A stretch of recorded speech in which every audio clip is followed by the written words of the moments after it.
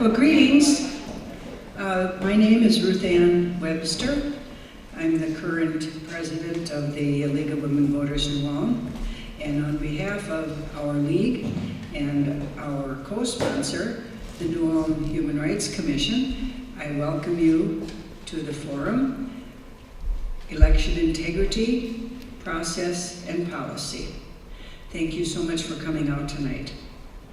The League of Women Voters believes that democratic government depends upon the informed and active participation of its citizens.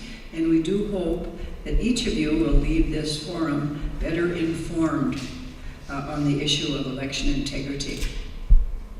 Just a few housekeeping items. The restrooms and elevators are out the double doors on my right.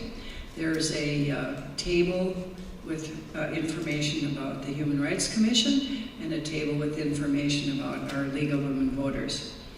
To my left, we have coffee and refreshments. You can see that the Cupcake Committee has outdone itself. We will not have a formal break, but do feel free as we move from one speaker to the next to quietly take advantage of their good work. This forum is being taped by our local community station, NewCat, for broadcast at a later date, so watch for that. There are printed agendas on the table. You can see Peg is holding one up, giving the order of the speakers and a little bit more information about how we proceed. The evening will end with an opportunity for the audience to ask questions, and we do expect to conclude at about 8:30 p.m. So with that, again, thank you for coming, and let me introduce my fellow league member, Teresa Caveney, who will give some background on the issue and the purpose of tonight's forum. Thank you. Thanks, Ruth Ann, and thank you all for coming to Election Integrity, Process, and Policy. This is a forum to foster civic engagement and dialogue about our election process, and it is part of the New Ulm League of Women Voters Civic Engagement and Voter Participation Program. The purpose of this forum is to learn more about how our elections are conducted in our community, whether these are local elections for school board, or city or county office, or elections for the legislature, statewide office, U.S. House or Senate, or presidential elections. The New Ulm League of Women Voters believes that the integrity of our election process is the cornerstone of our democracy. The League has a long, rich history of work to ensure that all citizens are registered and are able to vote. This forum is very much in keeping with that tradition. Our chapter over the years has been actively engaged in registering people to vote, reaching out to high school students and new citizens. We've hosted voter registration drives, have routinely worked with our local election officials to learn more about voting machines and procedures, and have held nonpartisan candidate forums. We have worked on proposals affecting elections that are being considered by local officials, and through our state league, we have dealt with legislation and ballot measures that affect voter registration, vote by mail, provisional balloting, election day voting, and voter data security. And earlier this fall, we hosted Brown County election judges to hear about their responsibilities. The League of Women Voters is nonpartisan. We're a membership-based group, and we do not support or oppose candidates for public office. We take positions after careful study and research. We work with the state and national league to shape positions on policies that affect our democracy. The National League's website states that we will challenge all efforts and tactics that threaten our democracy and limit the ability of voters to exercise their right to vote. This forum is part of a study being done by the New Ulm League on our election process.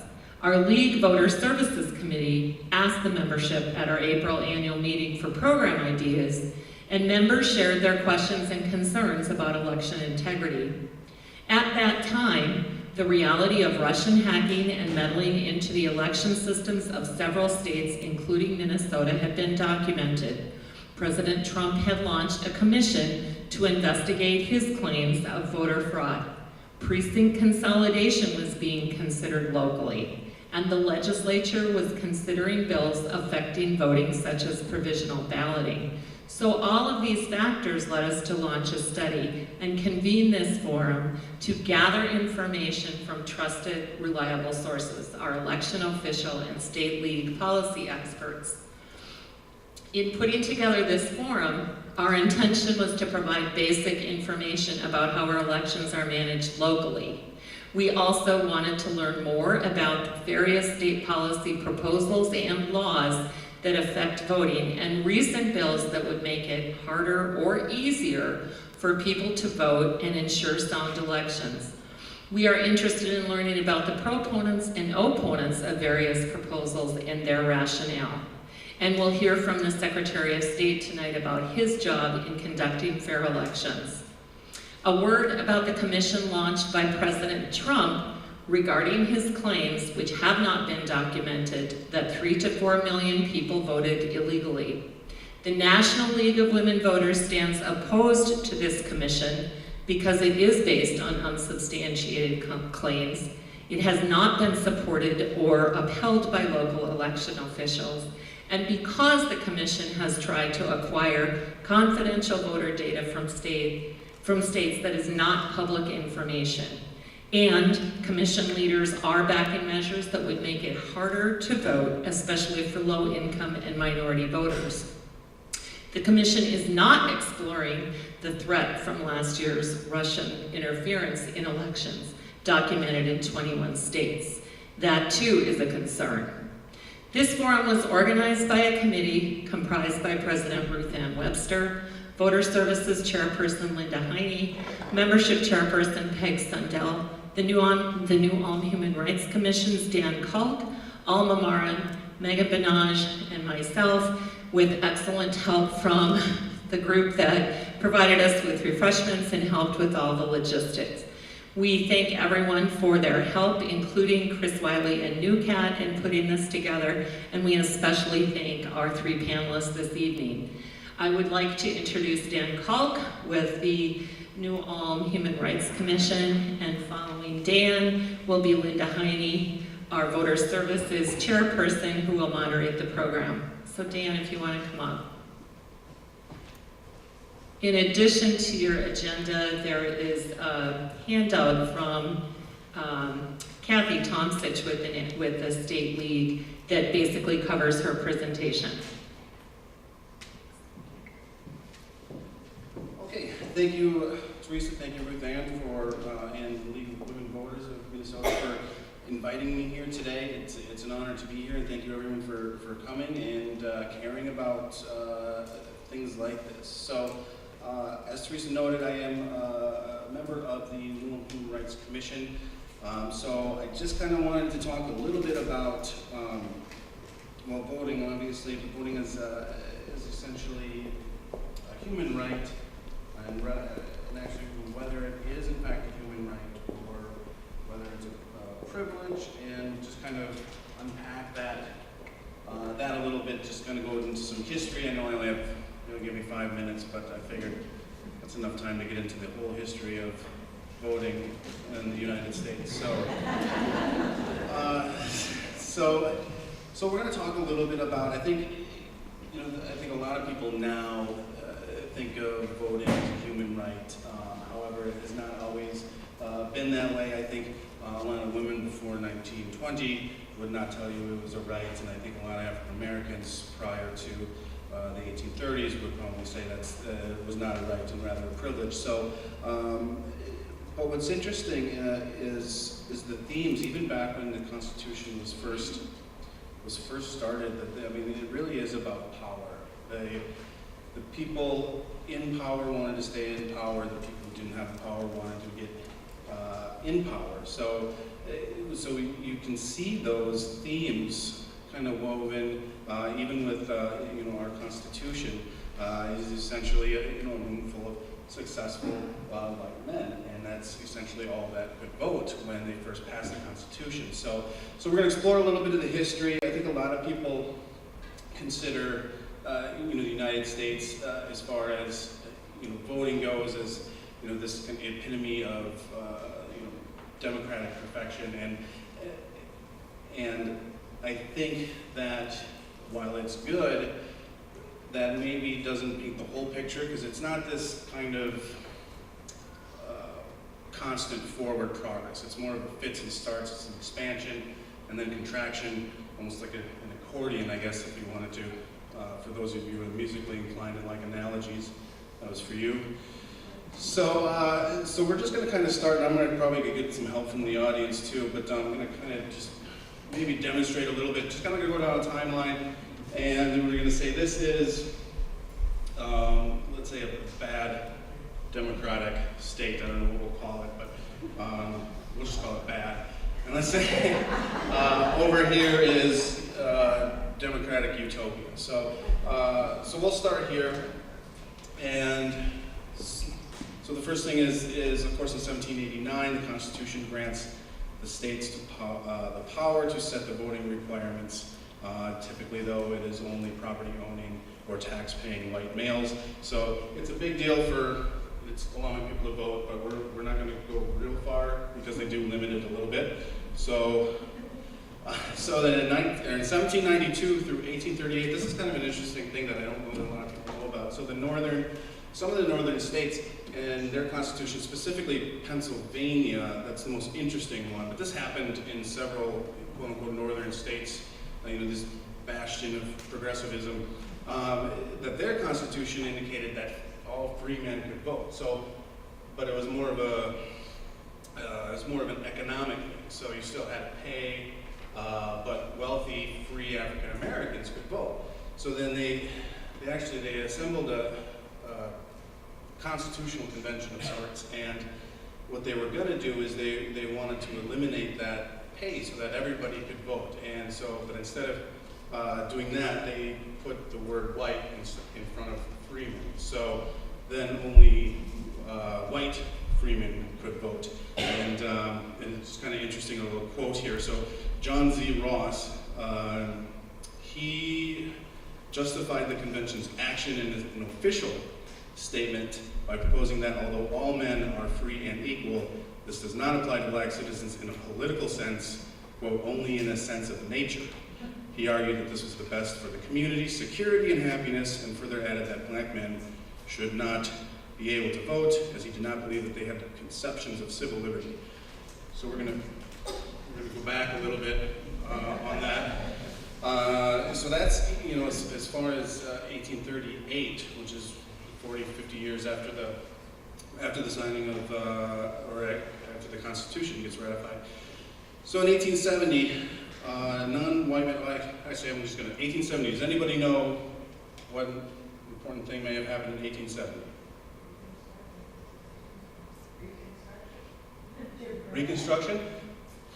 Yes, very close. Yeah, non-white men and freed slaves are guaranteed the right to vote by the 15th Amendment. So we're going to go way, way over here, because that's fantastic. However, I heard somebody say something. Jim Crow. So that ushered in the Jim Crow era, and those of you that know about Jim Crow, I'll meet you back over on that side in just a little bit. So of course, Jim Crow, even though the African Americans could vote, freed slaves could vote, essentially that was good in principle, but didn't really pan out so much in practice. There was, of course, a lot of violence and threats and intimidation, beatings, murders, burnings of people's houses,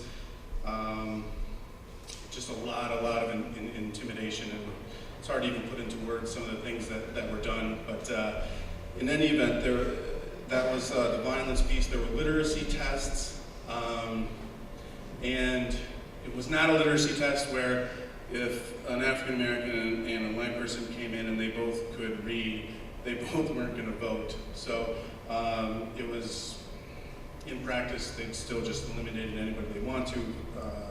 Property tests, if you own property, you could. There was a grandfather clause, which is almost comical when you think about it, because so if you couldn't read and you didn't own property, you could still vote if your father or grandfather could have voted. Of course, that applied to almost no African Americans whatsoever. And then there were purges from the official voting polls. People would take names off that appeared to be African American. So yeah, I need to keep walking this way, don't I? Former prisoners couldn't vote, and back then you were far more likely to serve time in jail if you were an African American. And then of course poll taxes, which eliminated a lot of poor people from being able to vote. So we're kind of, things were looking good, but then as basically it was not implemented very well. So 1887 is the next one. This one's a little more obscure for whatever reason.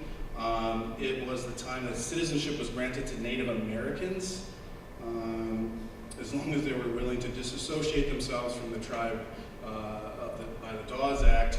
So that was very nice of us to do that. That was sarcasm, by the way.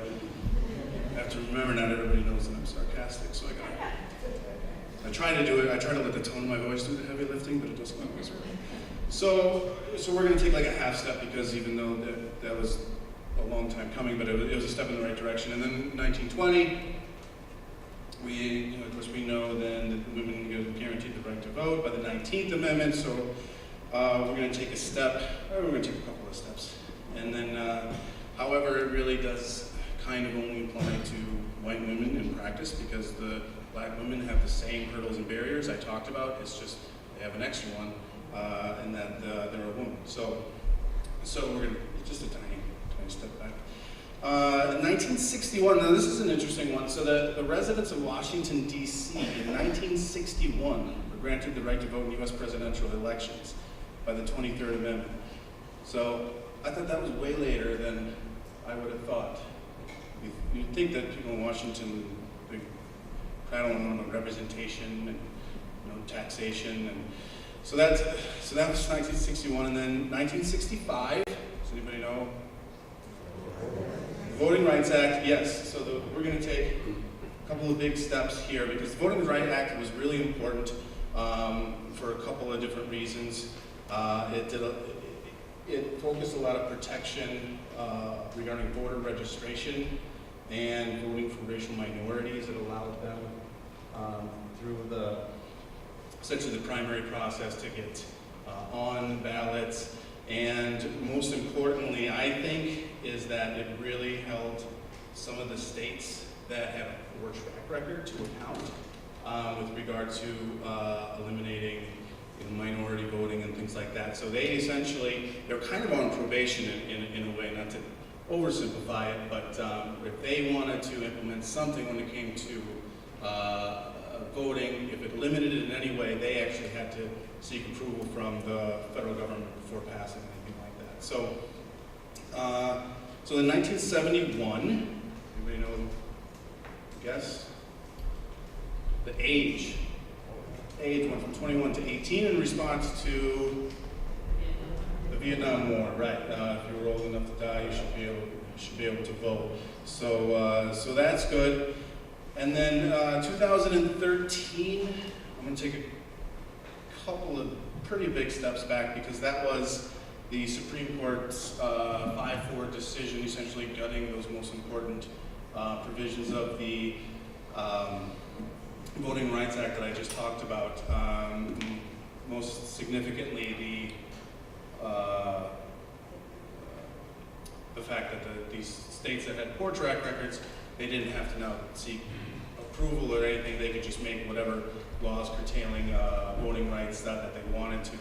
So, and the reasoning in the majority opinion was that essentially, it's worked really well, there's no problem anymore. So, they don't have to do it. And in one of my favorite lines of Ruth Bader Ginsburg's dissent, she indicated that throwing out the pre-clearance, and that's kind of what I was talking about, the pre-clearance, when it has worked and is continuing to work to stop discriminatory changes, is like throwing away your umbrella in a rainstorm because you're not getting wet. So So I thought that was good. So I guess probably we end up about here, and this is a very, very official. So if anybody asks you where are we at overall, just tell them that we're here. But we have a ways to go, and when you take a look at some things that happened and what we're seeing now, and just kind of a different shade of it, there's still vestiges from those laws and customs from back then that make it difficult for unruly minorities and indigent and people like that to get out and vote. For example, some of the ones that you still see, different states have different laws for whether or not felons can vote.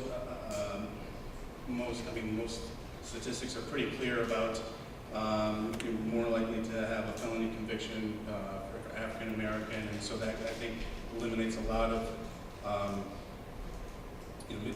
potential voters.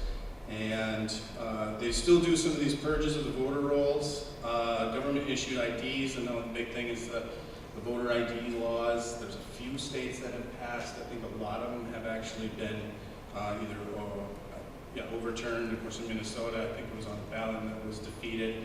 But it's essentially a tax to vote. Depending on the state, the different state had different requirements, but it all kind of boiled down to you needed some sort of ID, and in order to get that ID, you had to spend either time or money getting either a birth certificate, and people who don't have transportation, not everybody has transportation ways to get there, or extra money to get these types of documents. So, and then talk a little bit about the housing foreclosure crisis that really disproportionately affected the poor, and how when it comes to registering to vote, if you don't have, not everybody has a mortgage or even has a place to rent, but they still can vote. And so when you have foreclosures that are disproportionately affecting those people, they don't have permanent addresses, and it's just difficult for them to register. It's difficult for them to get information and things of that nature. So it's kind of bleak, but again, we're about 3/4 of the way down. So I'll leave you with one quick anecdote. When my second and third year at William Mitchell in St. Paul, I was fortunate enough to be involved with the immigration clinic, and what we did is we represented immigrants, mostly refugees, and in actual real cases. And I was still just a student. But my second year, I met just this amazing woman. She was young, 21. She was from sub-Saharan Africa, and she was incredibly brave. She had a bullet in her foot, and had that for, I think, about 2 years. And she had that bullet in her foot because she had the audacity to vote in her own country. When she was in line to vote, essentially the polling place was shot at by their own government. So in uniform, not even an attempt to hide it. And so it really, I will never not vote based on that. I mean, I try to all the time, but when you have a story like that to put things into perspective, it's sobering, and it really makes me happy that even though things could be better, we have a lot of power, and that power is to vote. So, thank you.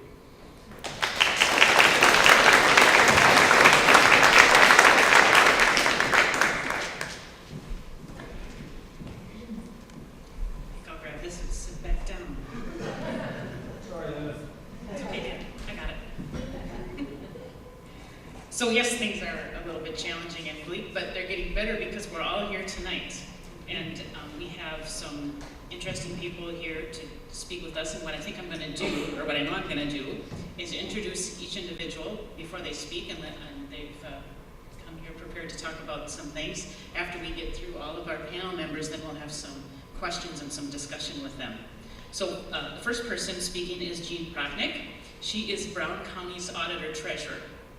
She was elected, this is an elected position, she was elected in 2014, began serving in January of 15.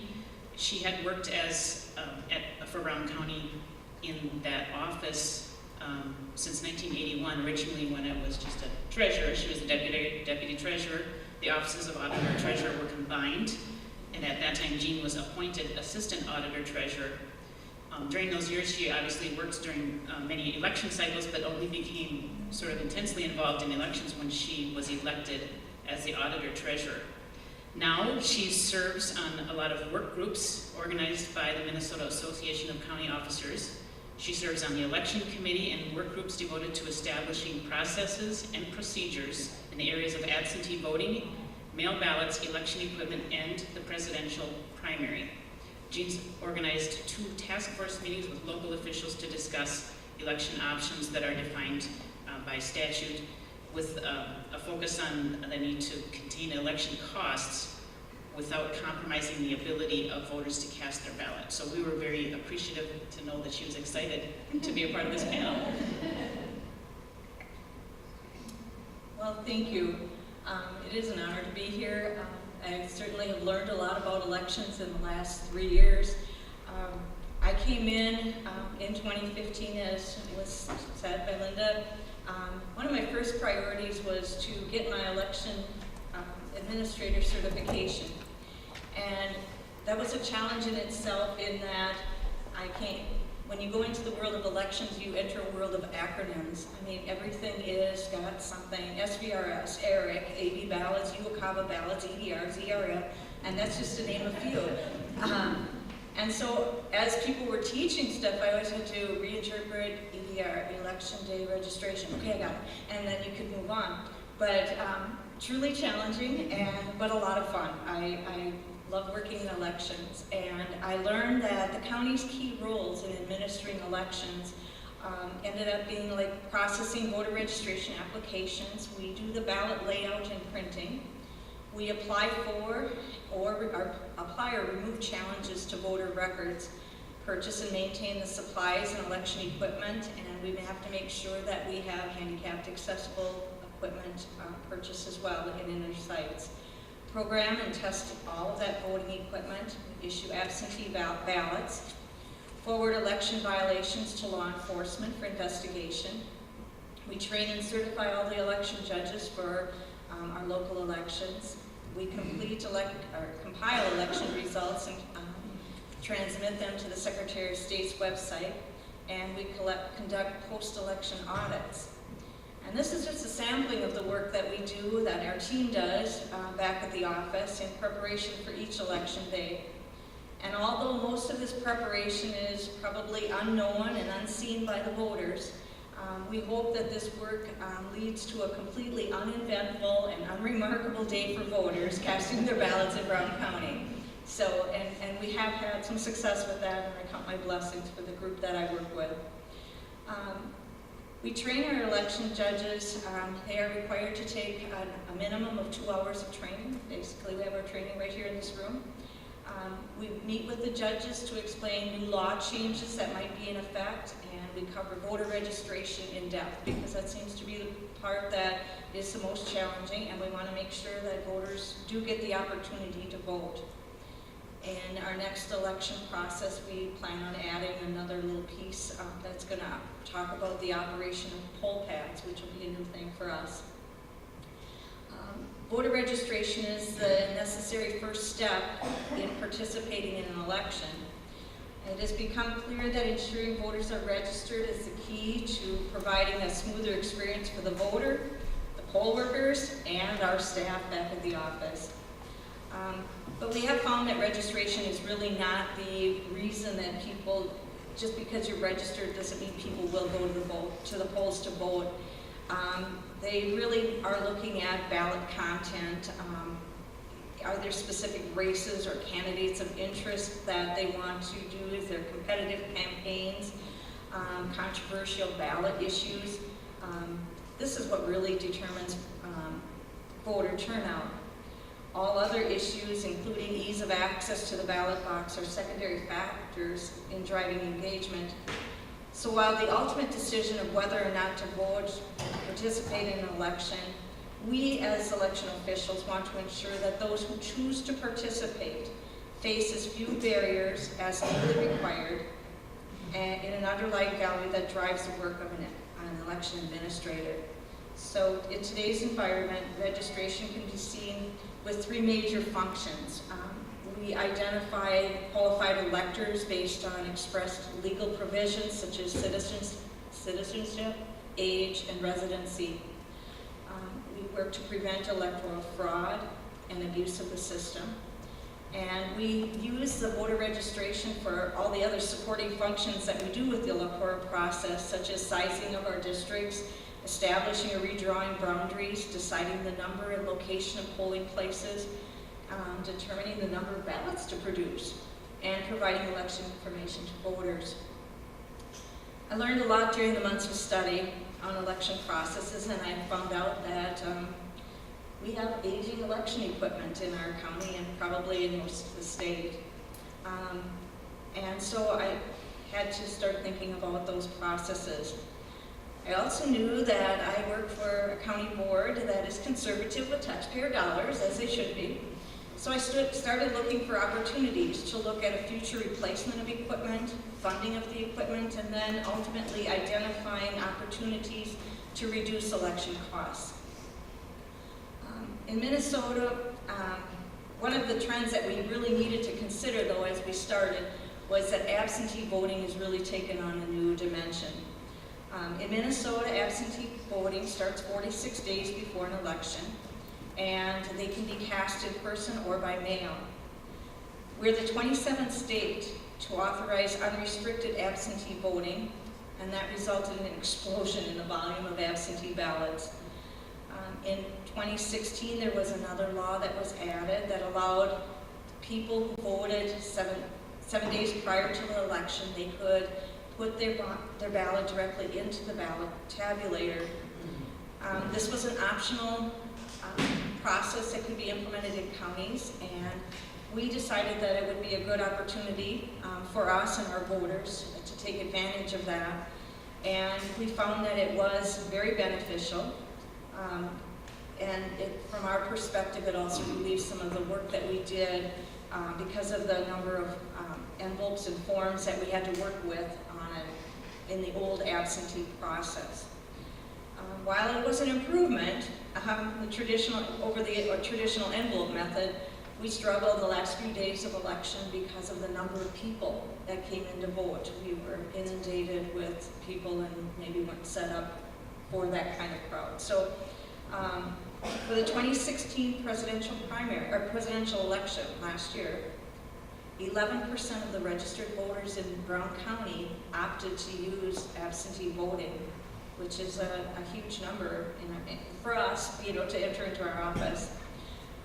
Allowing early voting increases the probability that all voters will have an opportunity to cast their ballot. It just makes life more flexible for people.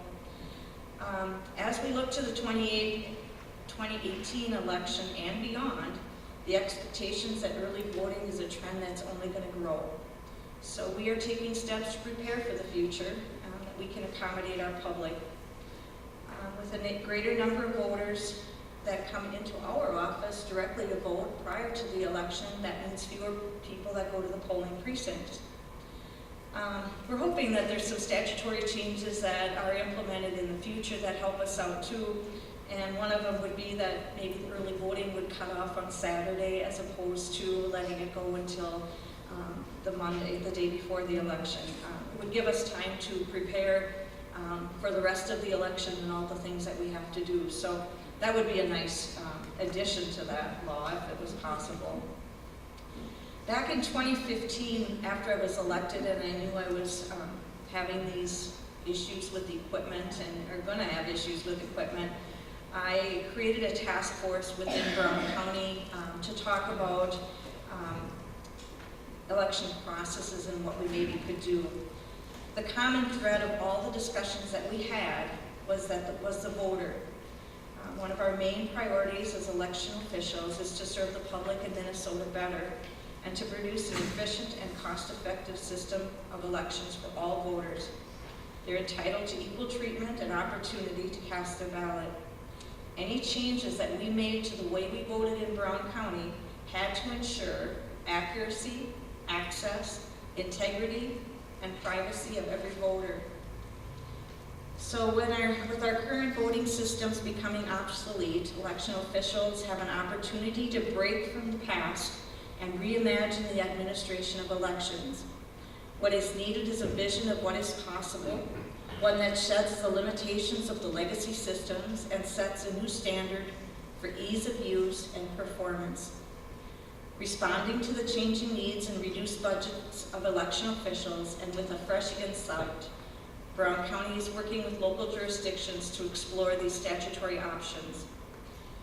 We looked at combining precincts, polling places, bringing more voters to a singular site, and also promoting the benefits of mail ballots.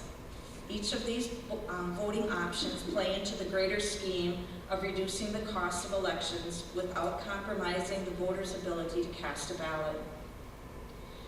Minnesota statute 204B.45 authorized a city or a town of any size with fewer than 400 registered voters to conduct their elections by mail with no physical polling place but the auditor treasurer's office. In 2016, eight of our townships and cities opted to take advantage of this offer. The savings to these jurisdictions were measurable.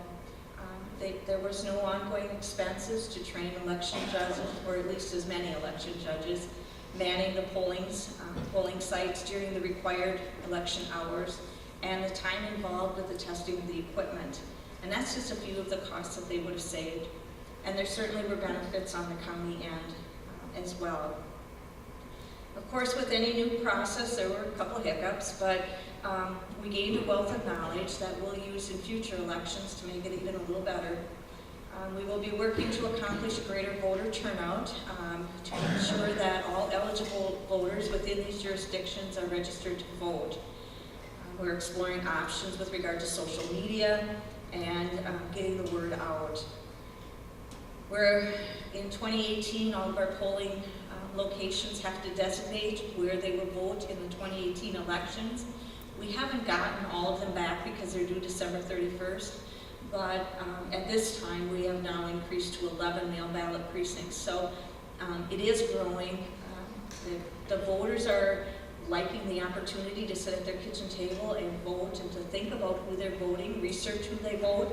I think it's a real advantage for them, and many of them are pleased. Under Minnesota law, any electronic system that we propose for use in Minnesota must first be evaluated by the Secretary of State or designee and certified as being compliant with all legal requirements. As part of the evaluation, the Secretary of State must test the capability of any system with respect to its accuracy, durability, efficiency, and capacity to register the will of voters. In 2006, all the counties received a federal grant that helped with the purchase of election equipment. Brown County spent $322,000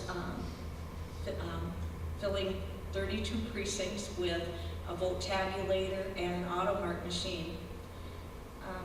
The 2017 state legislature has earmarked $7 million for Minnesota counties to replace aged election equipment through an election grant. We're anticipating with all of the counties that can apply for this that our total will be about $54,400. So that's quite a bit less than the $322,000. So with these limited funds allocated to us, it would be cost prohibitive for us to replace the same number of machines processed with the HAVA funds. And yet compatibility between old and new processes are difficult to achieve. So we're having to do some creative work here. With a combination of polling locations and some of the smaller cities and towns choosing the mail ballot, we can cut costs significantly without compromising voters' rights. If all of the eligible precincts in Brown County opted to go with mail ballot, the county would have to expend approximately $77,500 to replace our equipment. We know that that's not going to happen. I mean, we don't anticipate that. A lot of them won't buy into that option. They have reasons for wanting to have their polling place, and that is their choice. While the voter experience of going to the polls may change, we have proven that mail ballots have a greater percentage of turnout. We had 94% of our voters in the mail ballot precincts voted, which I think is excellent. 89% of our people went to the polls and voted as well, and for that I think we all did great work, and we appreciate that. And I think we are well above the state average on those numbers, and very pleased with that. Because the election grant is going to fund 75% of the cost of e-poll books, which are electronic rosters. They replace the paper rosters that you have when you go to the polling place. We're going to be looking seriously at those. It's a much more efficient way of checking in voters and getting them to register.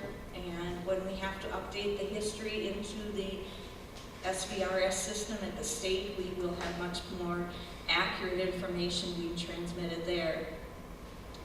We know that technology continues to grow and expand. It seems that every time we buy an electronic device, we barely have it and it's outdated.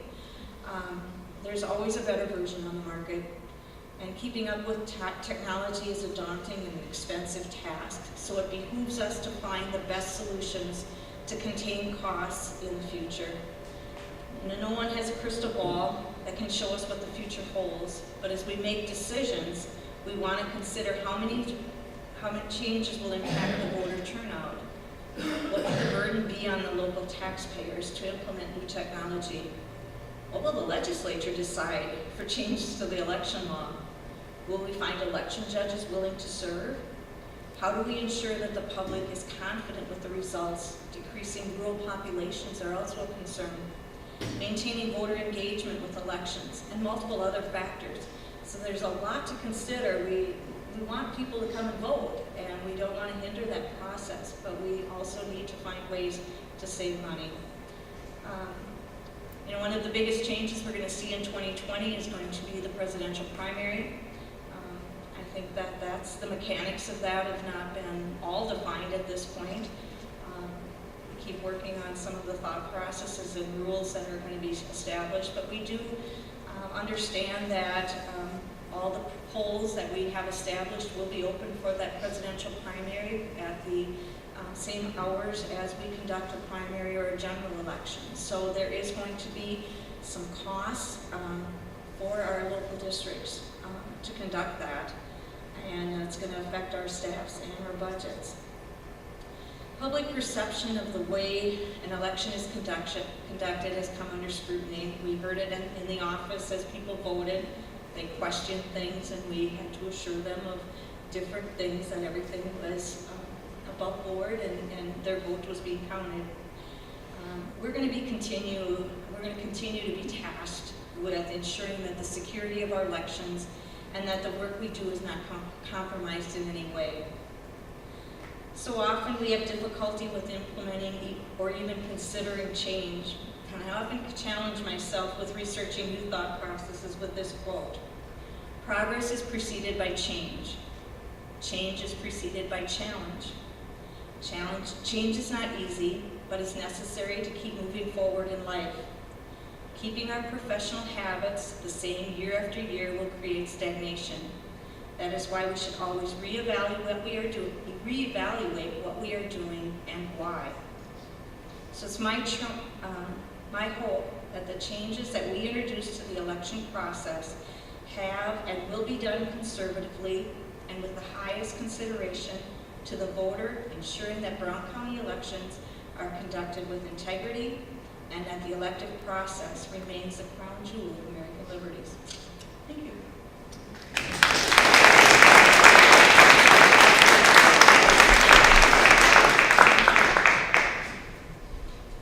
Before we continue, I want to point out that I'm looking this way.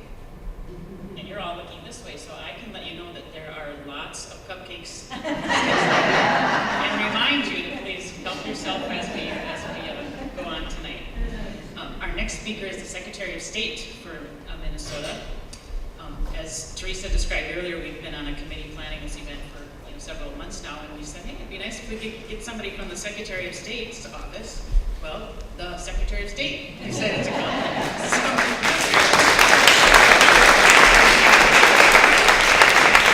Steve Simon is Minnesota's 22nd Secretary of State. He was also sworn into office in January of 2015, like Jean.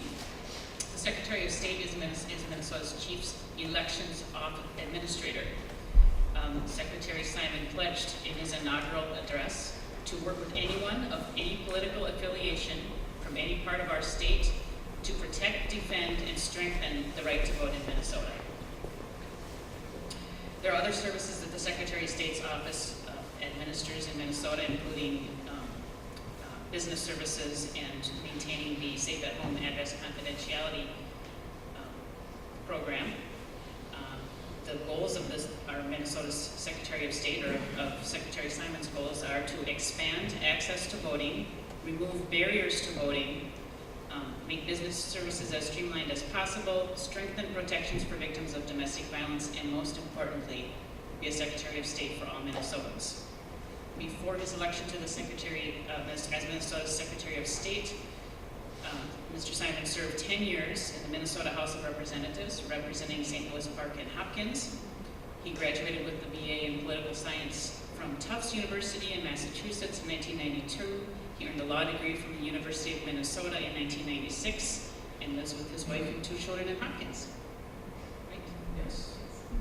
Thank you very much. Thanks a lot for having me. How's the microphone? Is this okay? Okay. Give me a holler or a symbol if I veer or anything like that. Thank you very much for having me. I want to thank the Human Rights Commission. I want to thank the League. I have to tell you, for most of the last 15 years, I have been a dues-paying League member for my local league. And what you're doing as the League, both statewide and at the local level, it is necessary and it is working. I think it really is working in terms of educating people and engaging people in discussion. So I want to thank you very much for that. As Secretary of State, I like to say that I'm in the democracy business. And what a time to be in the democracy business. Am I right about that? I mean, look at the last year, 15, 16 months, just of our national life. We went through what I think can be described as a really kind of tumultuous presidential election. I keep coming back to this one word. The word is intensity. Now, we all know elections are intense, of any kind, at any level. Presidential elections, even more so. Open seat presidential elections, where there's no incumbent, we know we're electing the next president of the United States, no matter what, they're even more so. But this last one, I think really took the cake, right? I assume in this room we've got, Trump voters and Clinton voters and people who didn't vote for either of them, and that's fine. Whoever you were for or not for, I think we can all agree it had this extra level of intensity, like I think many of us have never really ever seen. So that was an amazing thing to look at. But in the end, despite some of the bruises, Minnesota came out really, really well in terms of our participation. And you might know this already, that Minnesota has a really great record when it comes to voter turnout. You might not know exactly how good. Well, here's how good. At one point, for 9 elections in a row, Minnesota was #1 in the country. 9 in a row. Okay, think of that in any other context. If you heard about an athlete who won 9 MVP awards in a row, or an actor or actress who won 9 Oscars in a row, you'd say, wow, I can't even believe that. That's amazing. That was Minnesota 9 in a row until the last few years. We started to slip just a little bit. When I came in 2014, we were at #6. Not bad, right? If you're grading on a curve, 6 out of 50, very decent. But we wanted to do better than that. So in our office, we, along with others, kind of challenged Minnesota to get back to #1. Because we've been there before. We thought we knew what it took, but we knew it would take more. We knew, as Jean said with her closing quote, I really like that, by the way, we knew it would take some innovation and thinking about things differently and responding to challenges. And so when the dust settled in November of 2016, guess what? We got there. Minnesota is now back on top, #1 in the country in voter turnout, which is great. In case you're wondering what that means, 74.7%, that was #1. Number 2 was New Hampshire. Number 3 was Maine. Lowest state in the country? Anyone guess? That's always the first answer. People say, poor Mississippi, right? Everyone says Mississippi. It's not Mississippi. It's Hawaii. Hawaii. I guess if you live in paradise, right? You got better things to do. So Hawaii's the lowest state. We're the highest state, 74.7. So just a few titches beneath 3/4 of our eligible voters. So that's great. But I get asked all the time, why is it that Minnesota is routinely, if not number 1, way up there near number 1, right? What is it about us? Something in the water? Sheer coincidence? Dumb luck? What is it? I've got a theory. It's just my theory. I think it's really 3 things, and we've touched on some of that tonight, and I hope in the discussion we will as well. The first one, I think, of the 3 is laws. We have laws on the books in this state going back 40, 50 years, passed by Republicans and Democrats, by the way. Most of this was bipartisan stuff. This sort of fabric of laws that really tends to reward and encourage voting. What do I mean? I mean things like election day or same-day voter registration. We've had that since 1972. We were one of the first 3 states to have it. There's still only about 15 or 16 states that do.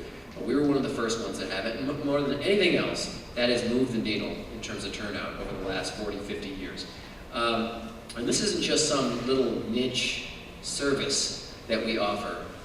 This is something that hundreds and hundreds of thousands of Minnesotans use every single election. So this is big.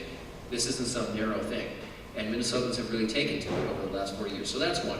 We've got online voter registration for the last 4 years, which is excellent. People are taking advantage of that. And we have something I'm kind of proud of because in my last term in the legislature, I was the author of this bill, which is we now have so-called no excuses absentee voting. Remember, it used to have to be absent to vote absentee. That's how it got its name. So before 2013, if you wanted to vote absentee, you had to sign an oath under penalty of perjury, swearing that you were either going to be out of your precinct that day, basically out of town, or you're too sick or disabled to go to the polling place. Well, that wasn't working. And it wasn't working because there was a good bit of white lying going on. And there never was a patrol out there seeing if the Swensons really were in Florida that week. And that was never happening. And so we in the legislature, Republicans and Democrats, sort of sat back, as other states had, and we said, why are we making lawbreakers out of moms and dads and others who are just, they just want to vote? And so we decided to get rid of the excuse. So now any one of us can vote absentee before the election, 46 days before the election, for any reason. It's nobody's business why we want to do it anymore. So in 2014, when it was first offered, my dad used it. He's 84 years old. He's got Parkinson's. He doesn't drive a car anymore. He uses a walker, and he used it that year. He loved the freedom and flexibility. He didn't have to worry about a line forming behind him or anything like that. He could do it while watching TV, put it down, come back to it a day or 2 later, think about other races. He loved it. He even claims that he voted for me.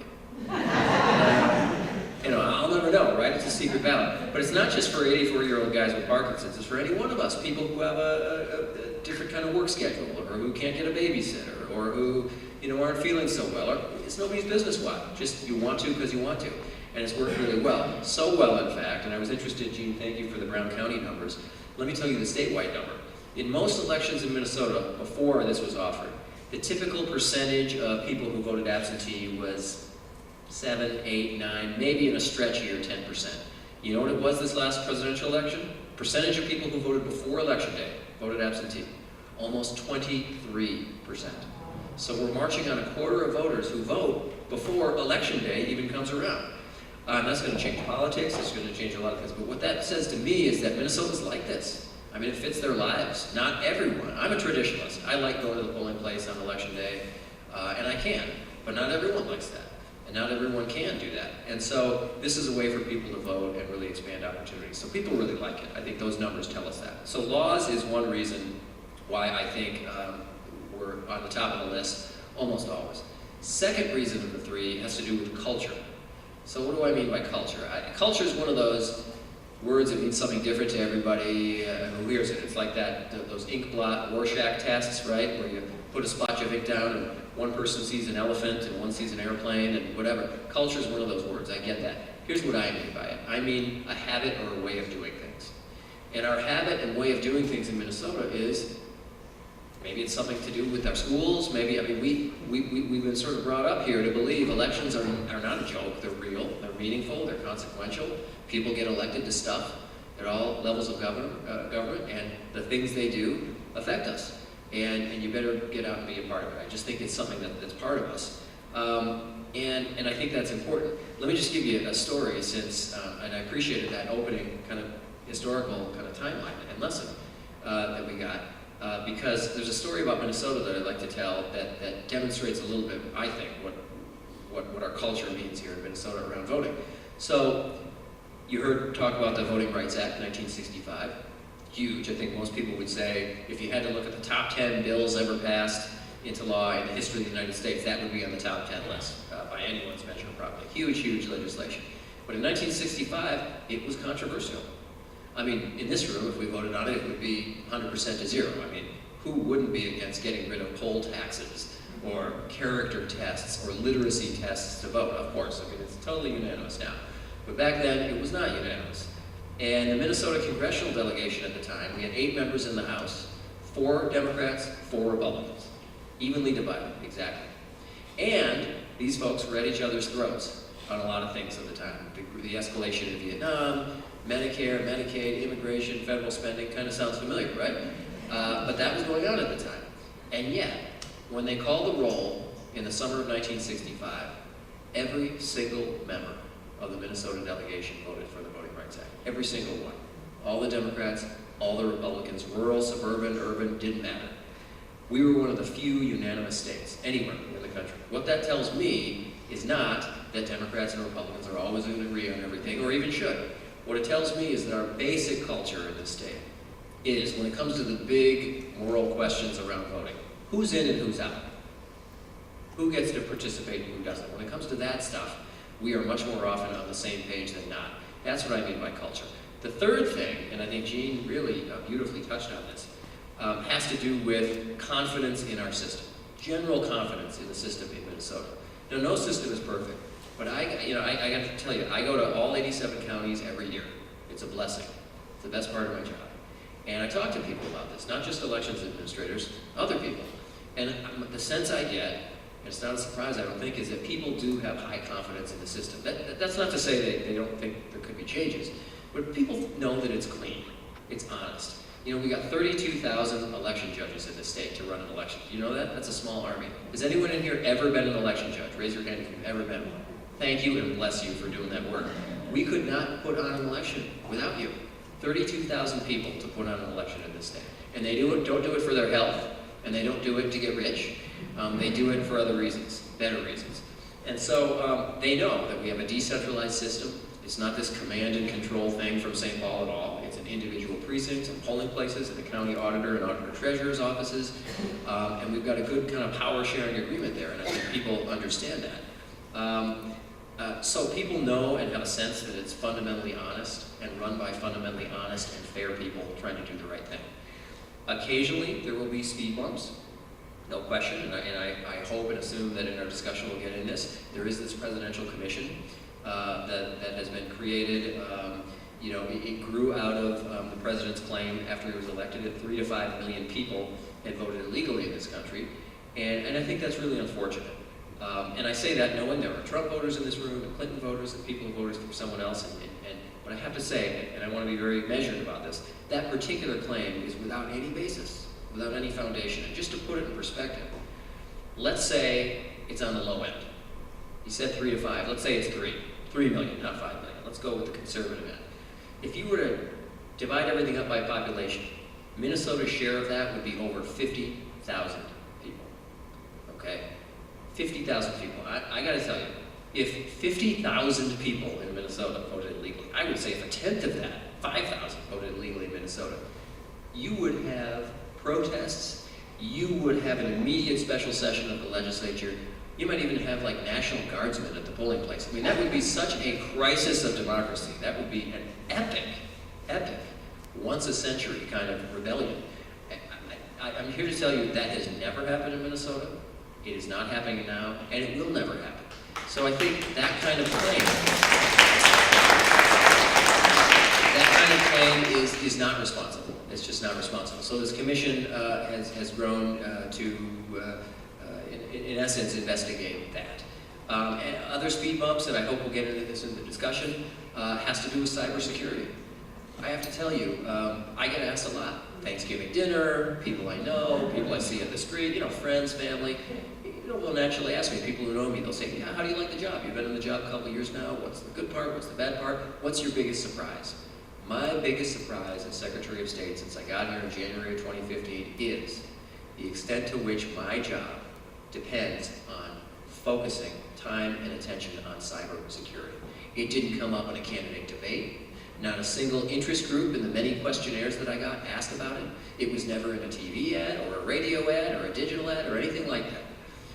And now we know, after the last year and a half, that it is a really, really big issue. I got the word directly in late August from the Department of Homeland Security. As you know, you saw the headlines, that Minnesota was one of the 21 states that were targeted by elements, and this was their exact phrase, acting at the behest of the Russian government. Their exact phrase, acting at the behest of the Russian government. These are career Department of Homeland Security folks. We were one of the 21 states. Now let me put you at ease for a second. We weren't hacked. In fact, there wasn't even an attempted hack. The analogy that we've been using is, think about a car thief who cases a parking lot. Maybe he comes there a day or 2 or 3 in a row, breaks out the binoculars, observes traffic patterns, looks for security features, that kind of thing. But for whatever reason, he doesn't go in. We don't know why he doesn't go in, but he just went away. That's what happened here. What the intelligence people told us, first by phone and then in person in a briefing in Washington, D.C., is you were cased. Your parking lot was cased. Someone acting at the behest of the Russian government with the intent to get through or to penetrate, took a good look around, but for whatever reason they didn't go in. I'd like to think the reason they didn't go in is because of the security features we've spent 2 years building and improving on. But the truth is we'll never know why they didn't go in, but they didn't, so that's the good news. But that is something that's ripped from the headline, which has the potential to undermine some confidence in the election system. The good news is we're on top of it, although I have to tell you, this is like a race without a finish line. As all of you know from your jobs, I assume, whether you're in the public sector or private sector or nonprofit sector, whatever company or office you're with, cybersecurity, computer security is a big thing, and you got to stay one step ahead of the bad guys. But there is no tape to cross. There is no end zone where you spike the football. You just constantly have to stay ahead of them, and they're crafty, and they get better and more clever every year. So we spend a lot of time, a lot of effort, and a lot of money. We need more money to strengthen the system in our office and our entire system. But fortunately, we have a decentralized voting system. We are still pen and paper in Minnesota. Keep in mind, we're proudly old school in Minnesota. It's hard to hack paper, right? Very hard to hack paper. So when you go to that polling place, you still fill out an oval on a piece of paper. Unlike some states, about 16 now, that have touchscreen voting with no paper trail or receipt. No paper trail, all electronic. I think they were freaking out a little bit in November 2016, given some of the headlines and some of the vulnerabilities. Not us, we're pen and paper. And yeah, you do feed that ballot, that pen and paper ballot, into a machine, an electronic machine, but under state law, as Gene knows, that machine cannot, must not, shall not be connected to the internet. And we have an encrypted reporting system on election night where folks at the local government level report to us, and we have post-election audits, and we have real human beings that actually compare the numbers. And we keep the actual paper ballots for nearly 2 years under federal law. So anyone can feel and touch and look at them. So my point is, we have great confidence in the system, and there's good reason for that. But we have to be on the lookout against those people or those forces who intentionally or otherwise would undermine it. That is what I see as my main job, and I look forward to a good discussion. Thanks for having me.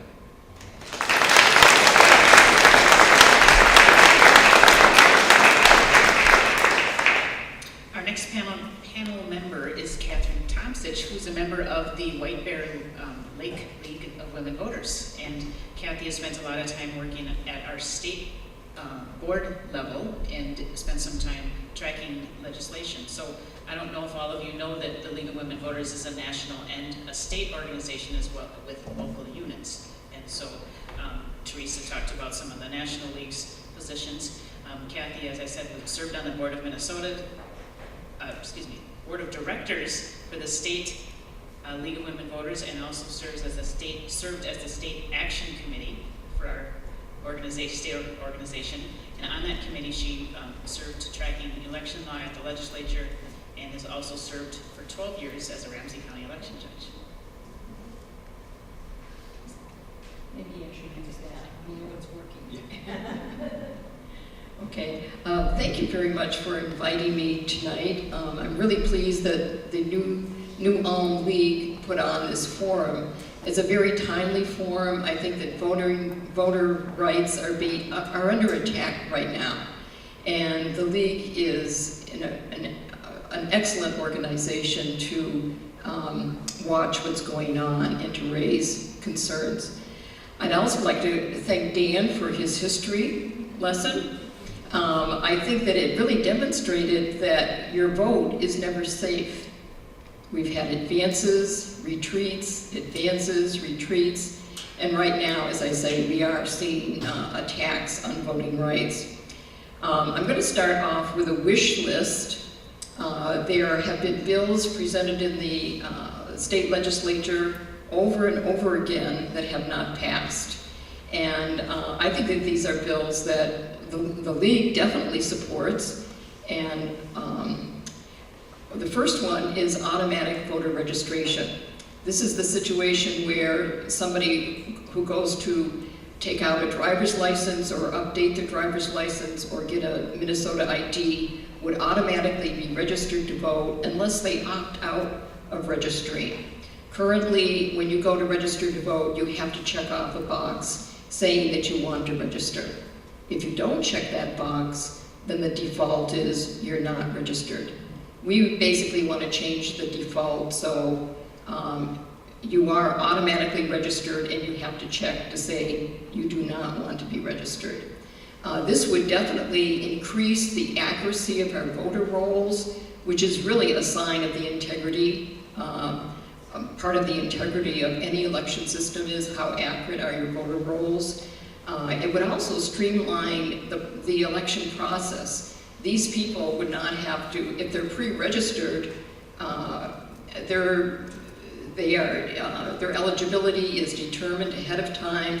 They're put on the rolls, so they're not going to have to stand in line for election day registration. It's going to make things run more smoothly.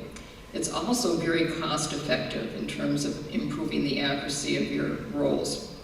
The second one, and I think Jean would appreciate this, is to expand envelope-free in-person early voting beyond the 7-day period prior to election day.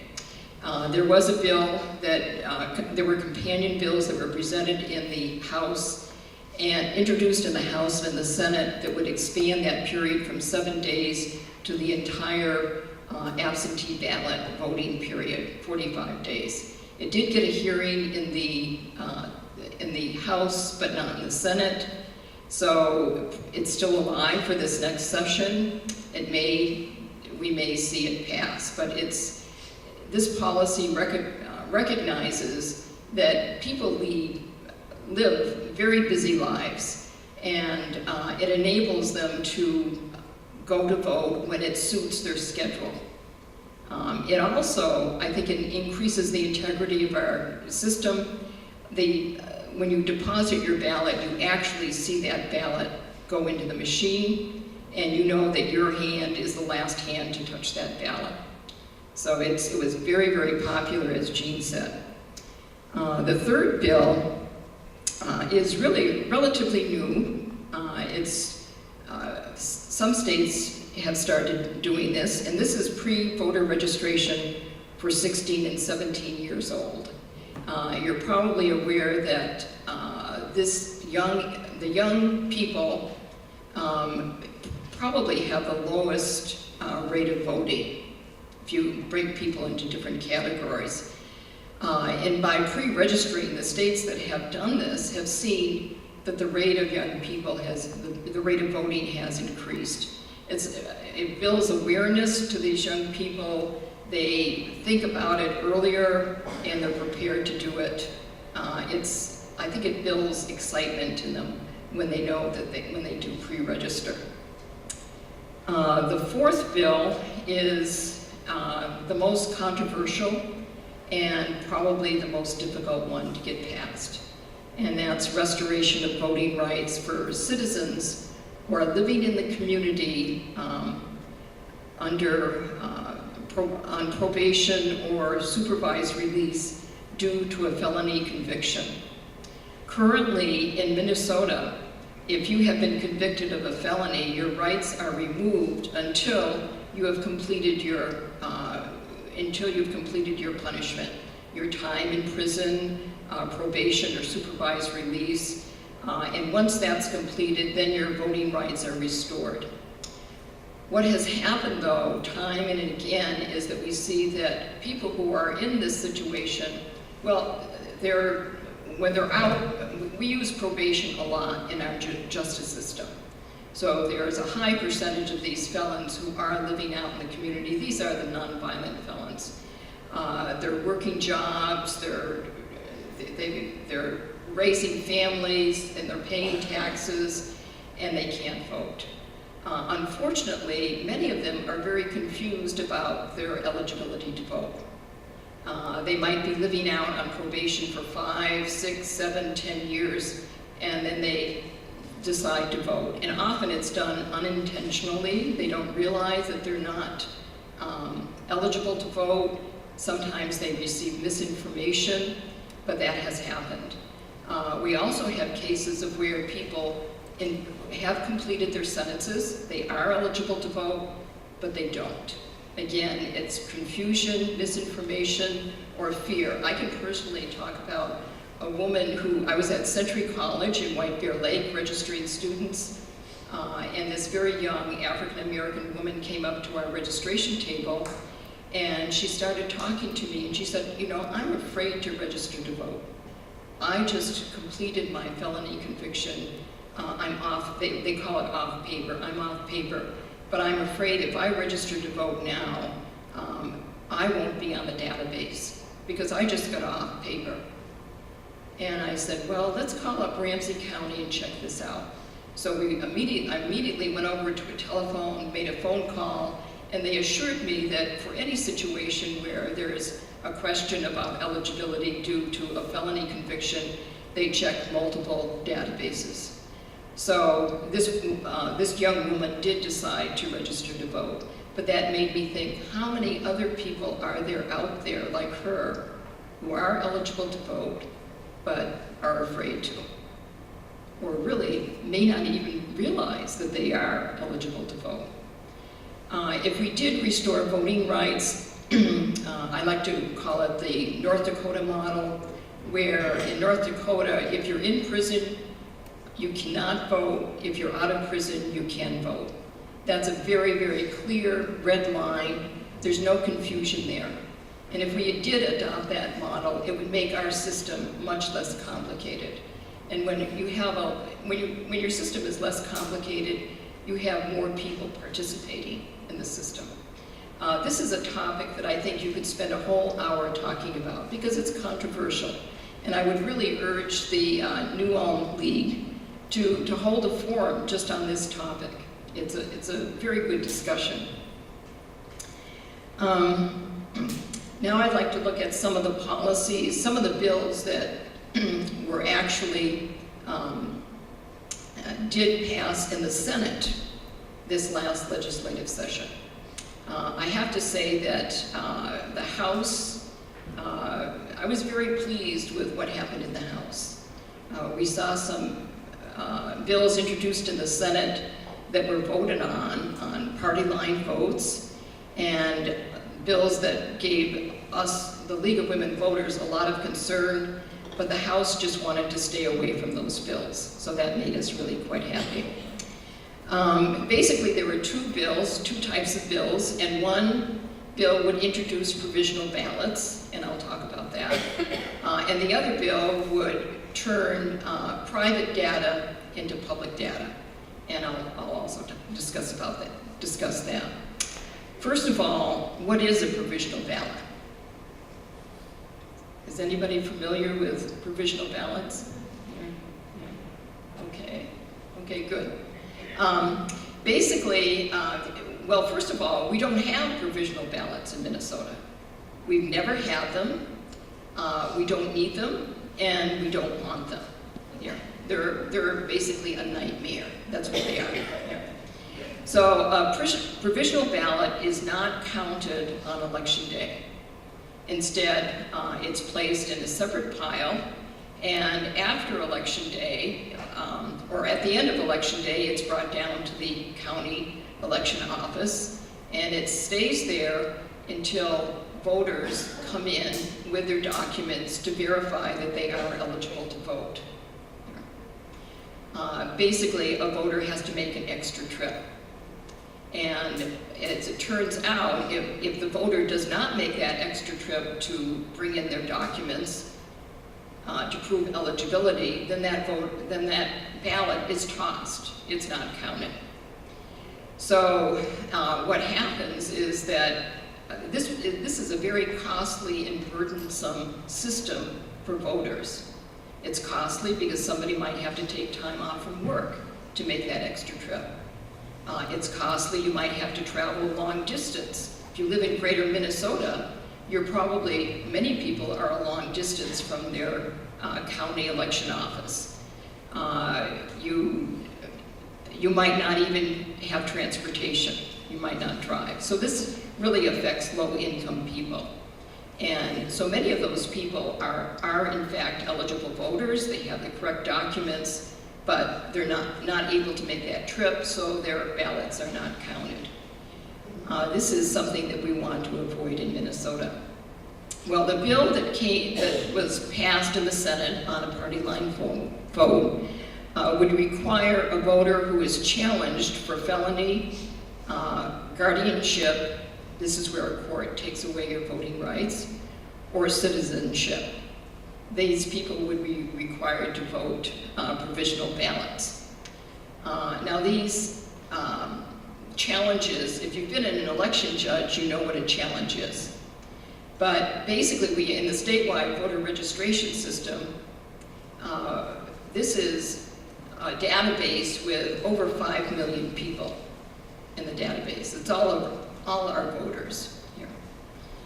And when they get on the database, they're eligible to vote. But as things go along, maybe you commit a felony. Or maybe the court decides your voting rights should be taken away because you become a state guardian and you're not able to vote. Or maybe there are questions about your citizenship here. Or there could be other questions about other legal things. So the statewide voter registration system on a daily, weekly, or monthly basis, they get reports from various state agencies, from the Justice Department, from the Corrections, from the Safety Department, the U.S. Post Office if you moved, and so on and so on.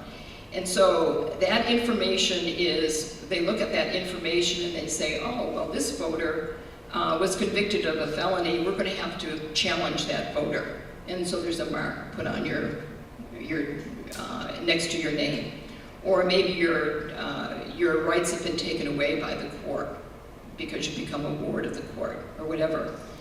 So when you go in to vote on election day, I'm a judge, and I see somebody come in, and right next to their name, I see a challenge here. And so what I have to do is I have to go through a procedure. Well, first of all, I should backstep here. I'd like to point out that with a database, how many people have worked with databases? You can imagine with a database of 5 million people, keeping that database accurate and up to date. Well, we have had situations where we have 2 different people with the same name and the exact same birth date. Yeah. That can cause confusion. It can cause mistakes when something is written down as a challenge here. We also have delays in posting that information. So the Secretary of State might get information about a voter. That information can take up to 14 days before it's actually posted in the statewide voter registration system. Here. So when you come in to vote on election day, and I, as a judge, see that there's a challenge next to your name, I should not assume that that's absolutely true, because I know that there have been mistakes made, and there are delays in posting, so it's not totally accurate. I can't ignore that challenge though. When I have to ask that voter to go through some extra steps.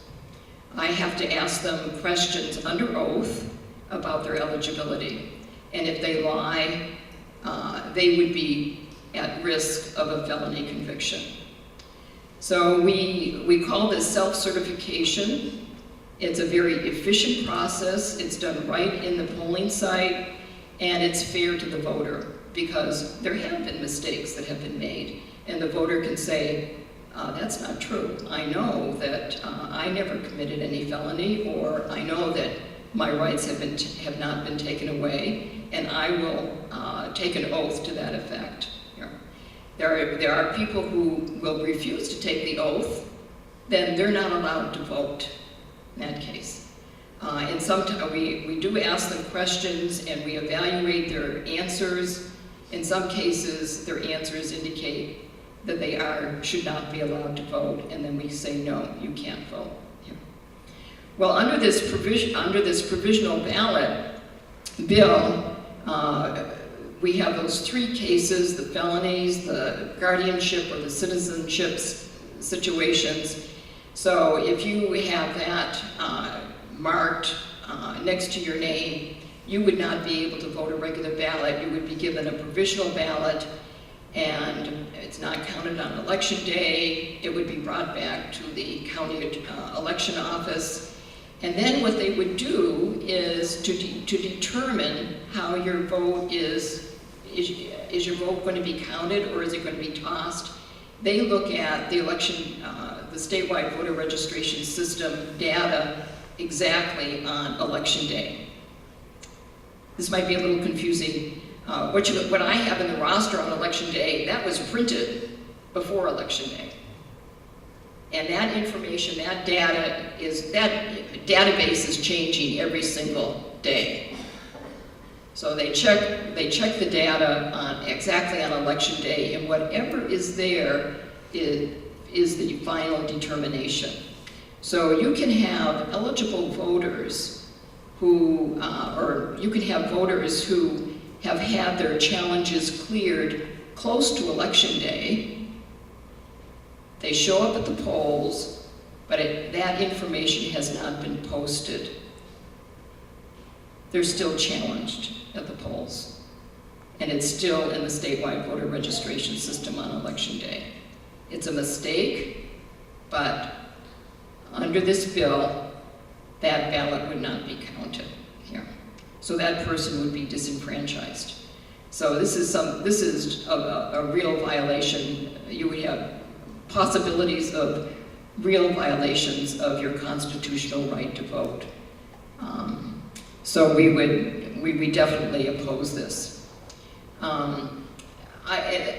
If this bill ever passes and is signed by a governor, we are going to have a new governor in a couple of years, and so I don't know how this our new governor is going to think of something like this. But if it does pass, I would predict the danger that provisional ballots would spread. And the first place I would predict it spreads to would be election day registration. And I would suspect that if you came in with something different than your driver's license or a state ID, you would probably be asked to vote, required to vote a provisional ballot. And that would diminish the benefits that we get from election day registration. It would drastically diminish a feature of our elections that has really enabled us to have a terrific participation. Let's see. The other bill is the bill that would take private information and turn it into public information. I don't know if you're aware, but there is what is called a public information list. So you as a citizen could go to the Secretary of State's office, and I think it's for about $50, $46. You can get, is it on a CD-ROM? Or what else, other digital forms? Several forms, okay. Of information about voters. So your name, your address, your year of birth, and your voting history. By voting history, it's the election that you voted in. So this is available really to any citizen. Any citizen can purchase it, and candidates use it, campaigns use it for their political activities here. The Senate bill would expand this public information list to include all challenges that a voter has, or changes in challenges. In other words, changes in the status, like when a challenge is removed. Yeah. It would also include the names of voters who have been removed from the polls and the reason they were removed from the poll. Right now, this is private data, and as I've indicated, on any single day for any single person, that data could be incorrect. And that data does change from day to day. So when you get the CD-ROM from the Secretaries of State's office, that's one day's data. The next day, that data changes. So there are major concerns if that data is let out into the public. What are they going to do with that data? Could they turn around and report that, oh, Kathy Tomsich is a convicted felon? That goes on the internet? Yeah. I don't know if you've kept up with some of the news about President Trump's advisory commission on election integrity or voter integrity, but that election committee requested data from voter data from all of the 50 states. And some voters became extremely angry over that. And they called up this is in Colorado, Arizona, North Carolina. They were getting phone calls saying, take me off the voting rolls. I do not want my personal data given to the federal authorities here. And that's what we're talking about, that very same type of data here. And I'm very pleased that the Secretary of State was one of the states, I think there are 48 states or 44 states that have not complied with that commission in terms of submitting all of the data requested here. So this bill is basically very similar to the request that Trump's commission has. It's quite troubling. On top of that, so this bill was introduced this last session. It was introduced in January or February of this last session. And in August of this year, Secretary of State Simon was sued by an organization called the Minnesota Voters Alliance. And they're suing the Secretary because they would like broad access to the data that's in the statewide voter registration system. Essentially, they want exactly that data that the bill is saying should become public data. They want to know all of the challenges for people, and they want to know when people are removed from the voting rolls and the reason for removal. The Minnesota Voters Alliance is a group it's a conservative group that is trying to make it more difficult to vote. They want stricter voting laws. They have frequently sued election officials in Minnesota, and they have frequently lost those, they have frequently lost those suits.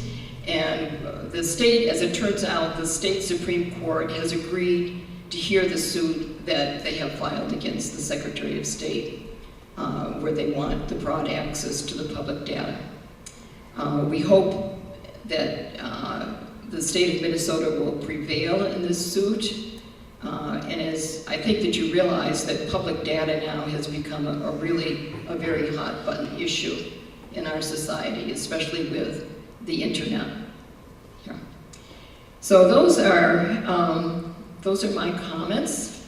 I guess one last thing that I would like to say is that in terms of my wish list, I should have included on that wish list is money. Money for new voting equipment. And this actually, having machines that break down in the polling place is a type of voter suppression. If the state is not willing to invest in those new machines, then they're just not really interested in supporting your access to the ballot and being able to, instead of standing in long, long lines waiting for that machine to be fixed, they just don't care. We had a surplus this last session, and I think that we should have gotten a lot more money for election machines than we did. Thank you.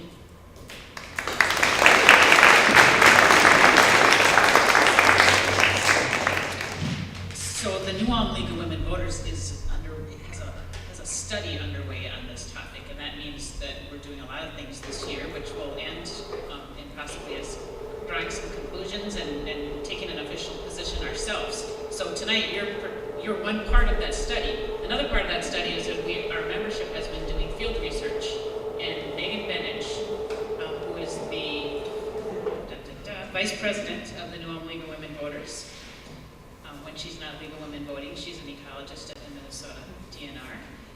Megan is going to present some of the findings that we've had so far with our field research.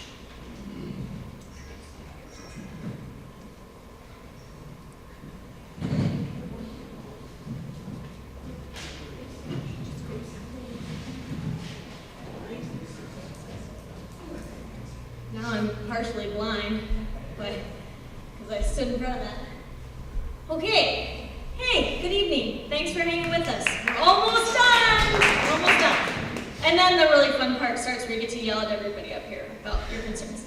So I was glad that Secretary Simon mentioned that Minnesota's back at #1 since he's been in office since 2015. I like to think that's because I got here in 2013 and then started voting. So I helped you get there. You're welcome. I have been here since 2013. I didn't join the league until last year. They set the usual trap. My neighbor is a member. So she got to me and said, you know, I think you should really come and hang out with these ladies. And I was like, I don't know about hanging out with you. So I don't know about hanging out with these other ladies if they're like you know, but you live across from me, so I'm finding it increasingly more difficult to avoid you. So I ended up saying yes, because in the typical Minnesota way, I didn't know how to say no. So I went to Lola's here in town, and I was like, wow, these are some amazing women. Why didn't I know them sooner? And I guess my neighbor's not so bad either. We'll keep her. So, I mean, I feel really blessed to be part of this group, and I am also going to Disney World tomorrow, so that's real. It's not like a mic drop kind of thing. I'm going to Disney World when this is done. I really am going. So after I get done with this quick, maybe like 8-minute PowerPoint, I'm just leaving, and it has nothing to do with any of you. Like I'm just gonna be like, all right, bye, I'll have fun talking this out. So we did a field study, and part of what our goal was is we didn't really necessarily know a lot about how elections were run. I just know I'm gonna fall down these steps because I'm a traveler. I travel while I talk. Somebody catch me if it happens. And so this was kind of our attempt to interview multiple counties and figure out how this really goes on. So who do we interview? We started with Brown. It seemed logical since we're here. Then we went to Lyon, Nicollet, Redwood, Renville, and Watonwan. We don't have Redwood results in this presentation because they just finished today, so their results are hot off the presses. But we are going to go through the rest of the counties and kind of just give you an overview of what we found. Nobody's taking a picture. I just tried to travel right out of it. It didn't work. So one of the first questions we wanted to know is, how do you get to be in charge? Does somebody just, like, you draw straws and that's your short straw and you're the one who gets to be in charge? What we found out, and I think with Redwood in here, is the majority of the counties are elected, and very few of them are actually appointed. So you get to decide who runs your elections, which is important. And then we've already heard this today, but I just want to reiterate it because I mean, for many reasons, I'm very biased. I work for the state of Minnesota, so I sort of have to compliment them on the regular. But Minnesota is a really great state, and we have our stuff together. I mean, I moved here from Indiana. We have our stuff together here, okay? We do. And so one of the things that we have is we have this statewide voter registration system. I think all the speakers tonight have talked about it because it's a fabulous system.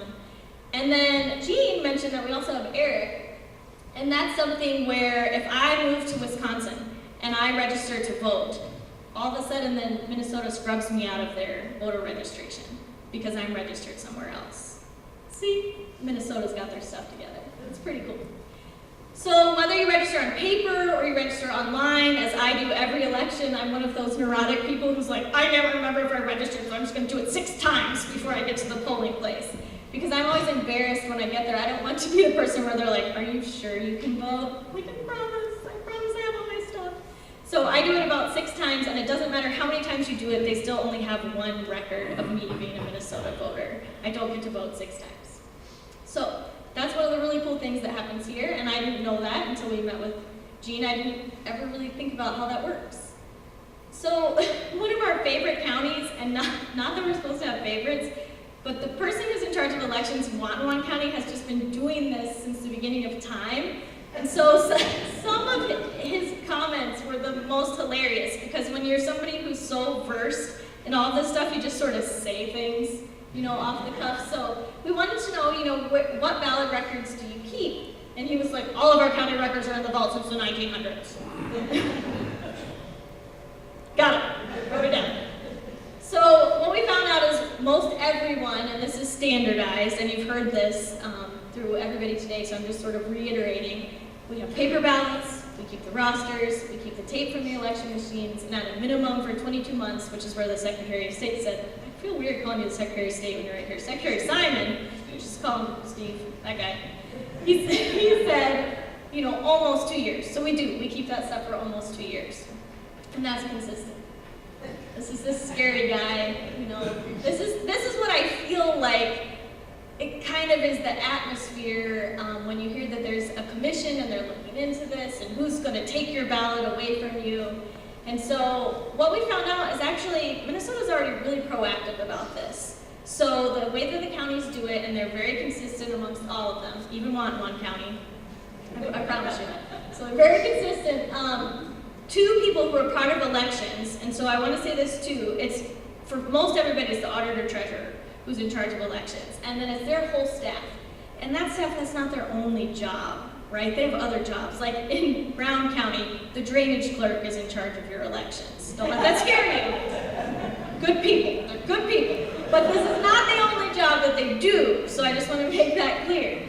So during the contest period, those folks who are your county election folks who are in charge, 2 of them enter the room at a time during the contest period, and then the ballots are kept under lock and key. I don't know if that makes you giggle like it makes me giggle, but I imagine them like linking arms and shuffling into the room together, and that's probably not how it happens, but it makes me laugh, so it could happen in real life.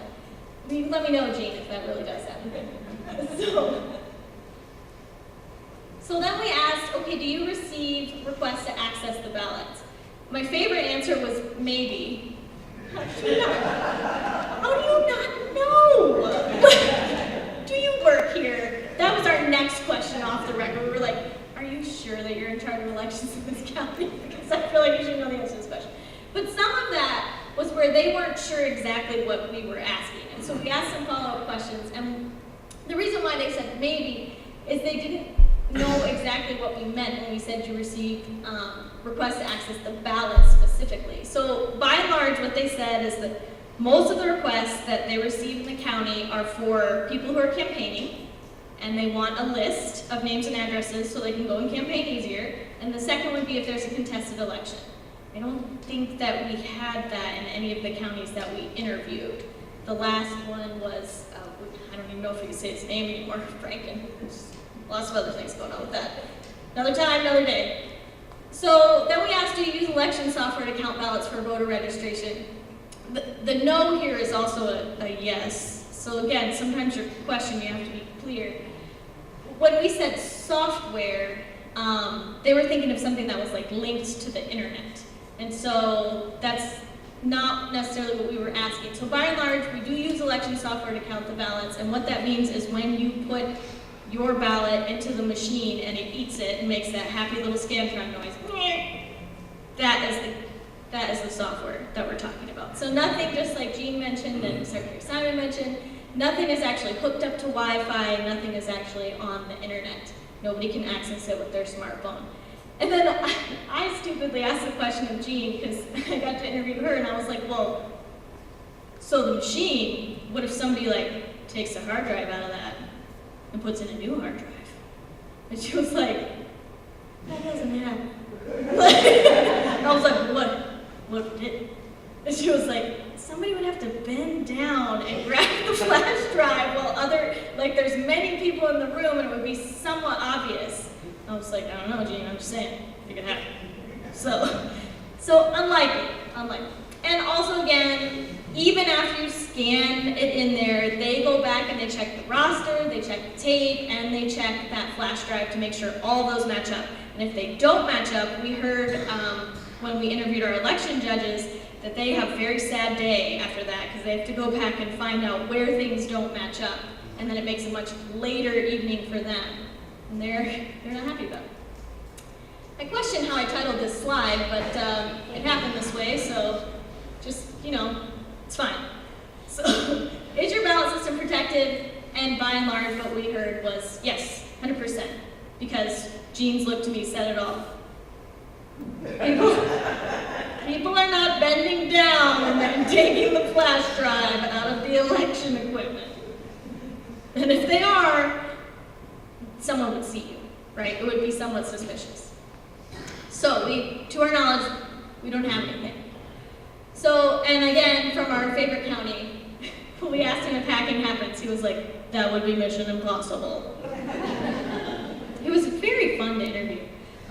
So we just included that. Then we asked a little bit about voter fraud. How many allegations of voter fraud have been made in the county? And we even went pretty far, right? We said in the past 12 years, how many allegations have you had?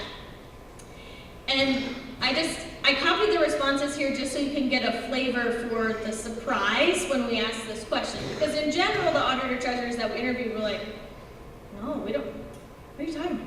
We don't have any fraud. So none, maybe a felon 20 years ago, seems questionable. 1 or 2, but the SVRS system is very sophisticated, and then it talks about how they scrub the data. None, not any. I really couldn't say because I've never gotten any, which really is you saying, no, I've never gotten any, just to be clear for that first one. So, then we asked them at the end, was there anything else that you wanted to tell us? Is there anything that we missed? And for the boldest of the counties, they said, oh yeah, we need more money, by the way. In case we didn't say it earlier, we would like some money. So some of them said that, and then I think there is a real concern about how we're going to handle elections, because I didn't actually even realize how elections were paid for. I didn't really know, so thank you, Jean, for educating me. I pay for them. You're welcome. All of you do too. So I didn't know that it was our tax dollars, and I knew they'd go to something. But I didn't know that that's what it was for. And so it was good to know that, and then good to realize, oh, so when costs go up, that matters to me because I actually pay for that. So I need to know how this is all working, and I need to maybe think about some of the things like absentee ballots or maybe mail-in ballots, things like that. Those are things that can legitimately help us save money. So I think that's what we heard from most folks, and then we also heard a concern overall about, are polling places in the right area? Can people access them? I think by and large, when I looked through the responses, most of the auditor treasurers that we interviewed, I think almost all of them, I say most because I haven't looked at Redwoods yet, were really concerned about people's access to vote. They were more concerned about that than anything else. They wanted to get those numbers up. I mean, what did you say you're at? You're in the 90s, Jean. What else do you want? I thought they were lower than that. And then you hear them talk today, 89%, 94%. What are we trying to shoot for, the moon? I mean, so in general, I think that we learned that our elections are really secure. We can always use more money. And it would be weird if somebody in a polling place was bending down and trying to hack our election equipment. These are the top things that I learned during this study. It was helpful because, keep in mind, while the League of Women Voters is certainly a group of really passionate, and a lot of the people who are on the League in Ulm are much more informed about voting than I am, some of us who did the interviews really didn't know. And so it was good because we got to have this really nice background and feedback about what happens. So this is kind of my thank you slide. Bear with me, Gene, it gets better. So when you think about who runs elections in your county, it's not a bunch of clowns. It's not them. And I forgot to put the X's on the slide, so just go with it. So they're not a bunch of clowns, actually. They're not necessarily superheroes either. I mean, they might have capes, I don't know, I'm not judging. But, in general, they're people who like to count. That's what we found out. They like to count a lot. And I also want to say that they're people who are really, really passionate about counting and their jobs in general. They were just so excited to talk to us, and we stayed late at our interview, and I know I was thinking like, I'm trying to get home because I'm real hungry, but we're still here talking about this. So, I mean, they would talk to you forever about how elections are done so that you could feel better about the process and so that you could feel good about what's happening in the state of Minnesota. And I think I even saw when Secretary Simon said earlier that Hawaii was last, Jean is going there tomorrow, and I don't know if that's a coincidence or not, but when he said it, I saw her go, oh, wow. I mean, take a vacation. It's okay. So that's kind of what we learned, and if you have questions about any of that, the folks who interviewed would be happy to answer it. I certainly learned a lot. I'm really grateful that Ruth Ann pushed us to do it, as she always does. She's very good at that. Pushing with no judgment. It's a skill. So that's all I have for you tonight, and I think we're going to turn it back over to Linda and then go to the panel. So thank you for listening and for your time.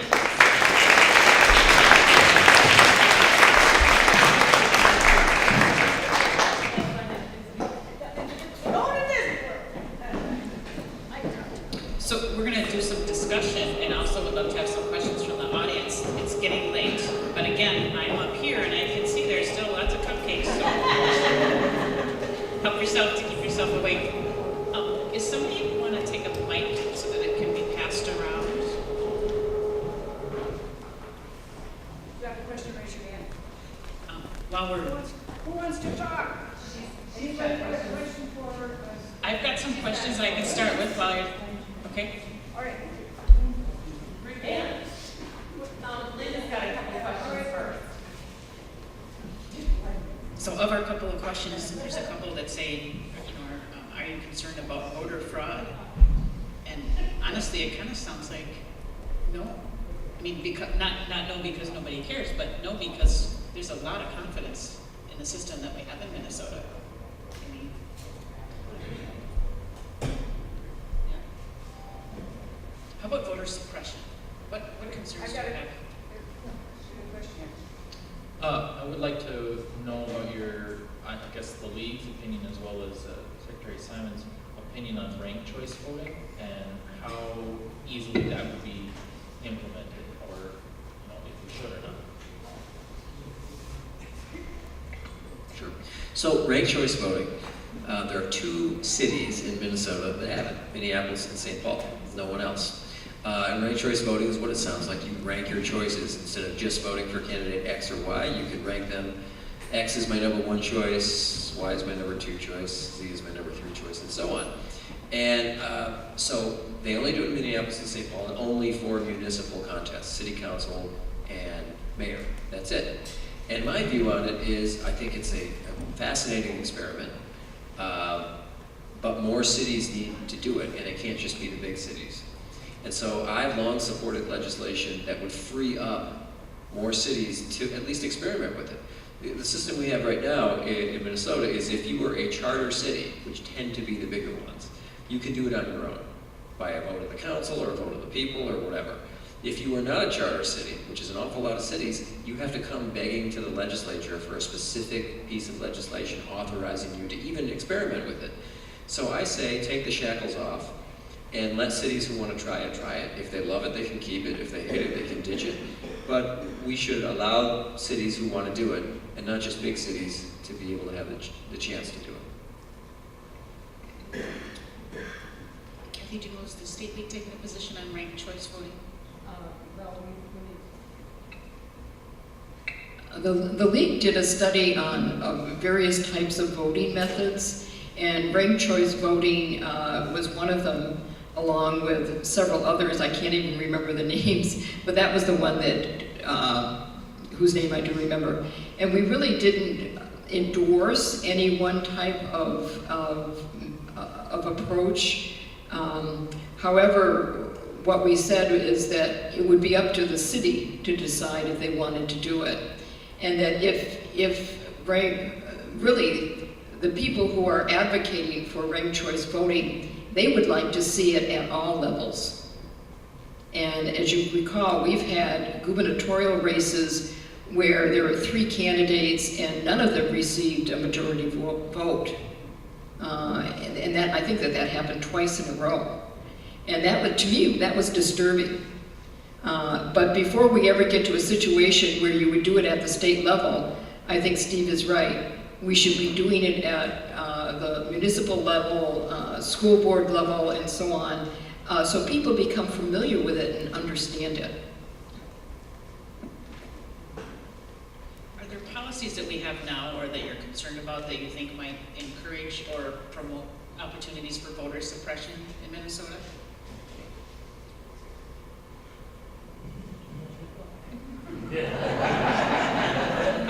Let me single one out that you don't hear about a lot, that we've been trying to get off the books in Minnesota. We have a law in Minnesota, believe it or not, that limits the number of people that someone could help in the polling place to 3.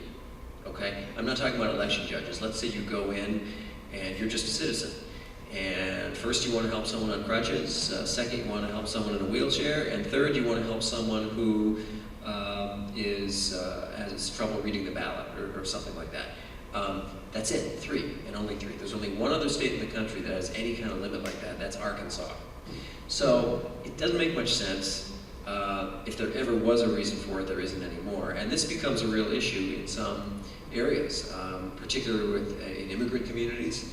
It becomes an issue where they might need a little extra help. Now, no one in Minnesota, election judge, neighbor, friend, nephew, uncle, no one in Minnesota has the right to, coach someone about how to vote. I'm talking about the mechanical issues like getting them situated in the polling place, making sure they have the ballot, things like that. It's against the law to coax or coach someone about who to vote for. That we all agree on. But I'm talking about the logistical part. And getting that off the books is something that we're trying to do.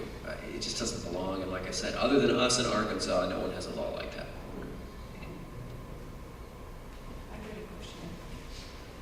The scary part, to me, and hearing it is if there is a nice data base, and then you have the legislature making a law that has to be released, or the federal government making a law, now you can just say no to giving that commission the information. But what if the laws change and it just sounds like it's a possibility that would be difficult.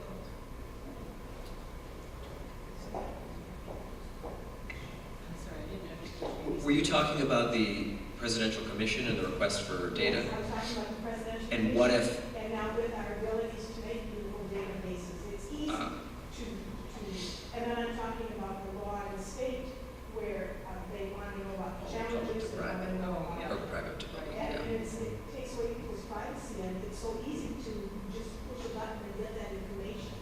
Exactly, and this is why this bill was heard in the Senate, and it passed on party line votes. It was not heard in the House, and we should be paying close attention to this as citizens and telling our representatives and our senators in the state legislature that we do not want to see our private data made public. The state actually has a lot of information about people that is private, and they need that information to perform certain things, and it's used based on the need to know, a need to know basis.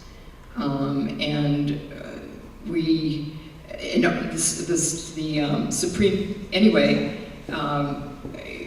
contact your legislator and make it very clear that you don't want your private data made public. And you can specifically talk about your voting information.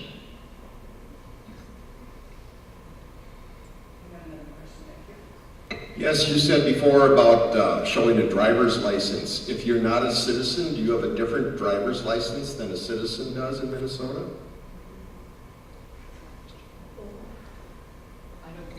Yeah, well, no, you do have something called a status check on the driver's license. So if you're on a visa or something. So, and the other thing is like, for people who are here, who aren't citizens long-term, have a green card.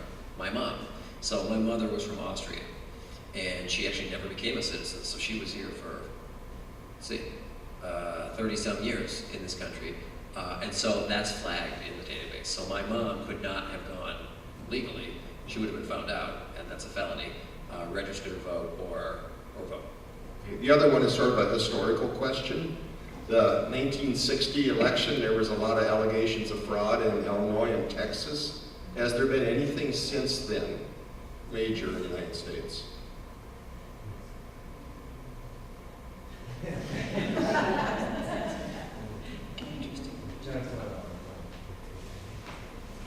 I don't know. I don't know of anything.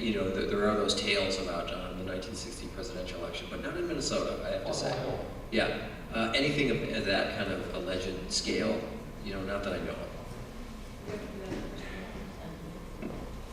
I have a question about decreasing the number of polling places, especially in New Ulm, because I live in New Ulm, and as an election judge, I might be out of a job. I understand the reasons for it very much, but I'm wondering, number one, is there any prediction one might make about the possibility of this, and is it happening elsewhere in Minnesota as well?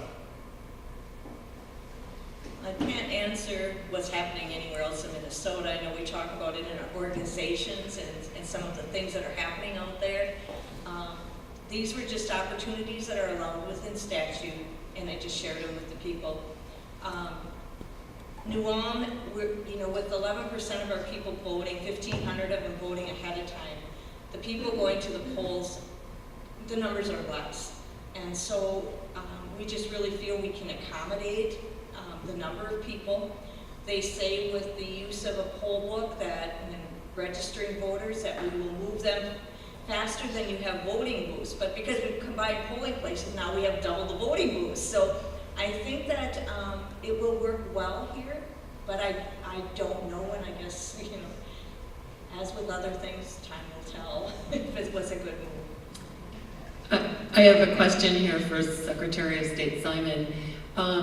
Could you share what your colleagues in other states are, how they are responding, or whether the National Secretary of State's Association has taken any positions on President Trump's commission, and what some of the pieces of data that were being requested you did not want released, so that we really understand what data we're talking about? Sure. Thanks.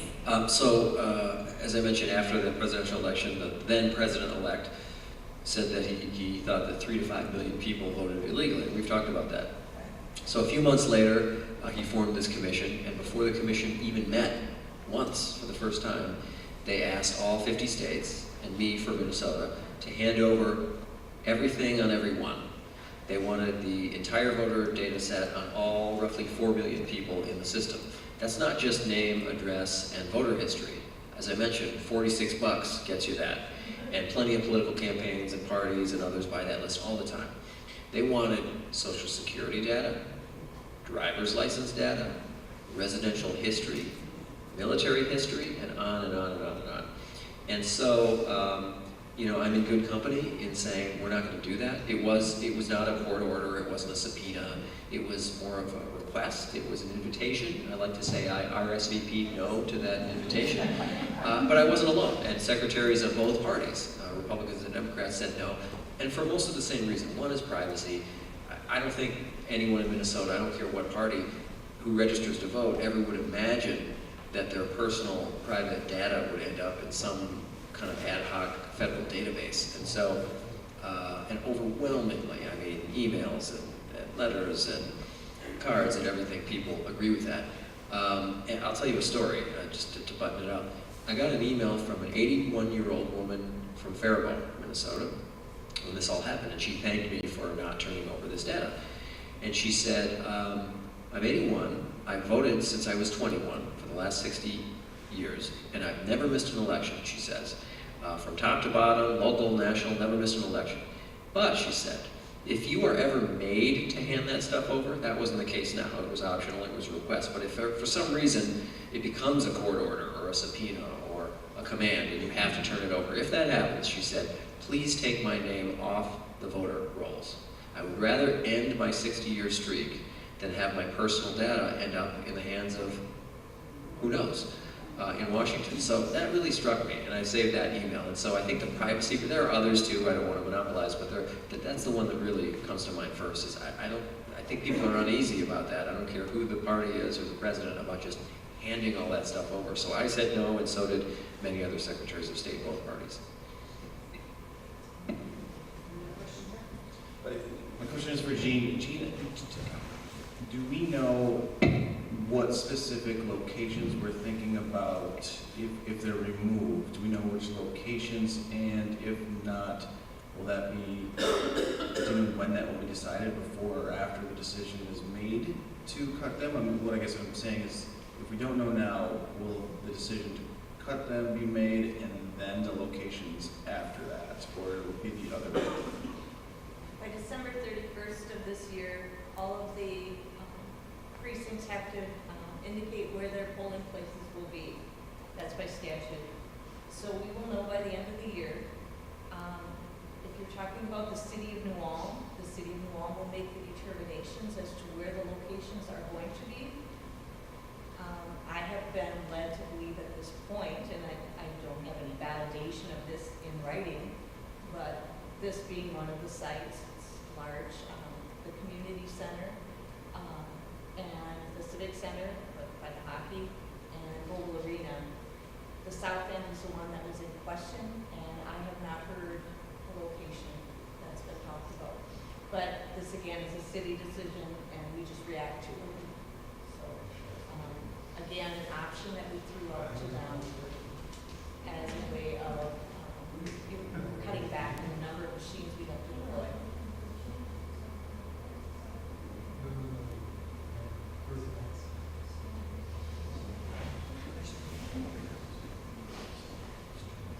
So I live in a township that uses mail-in ballots, which I really like because you can study judges. But was wondering, the number is 400 eligible voters, I believe. Is there any interest in raising that so more areas would be eligible to do mail-in ballots? I guess that takes legislation. This is all we can react to, and I don't know if there's anything on the books. So just to repeat, right now in Minnesota,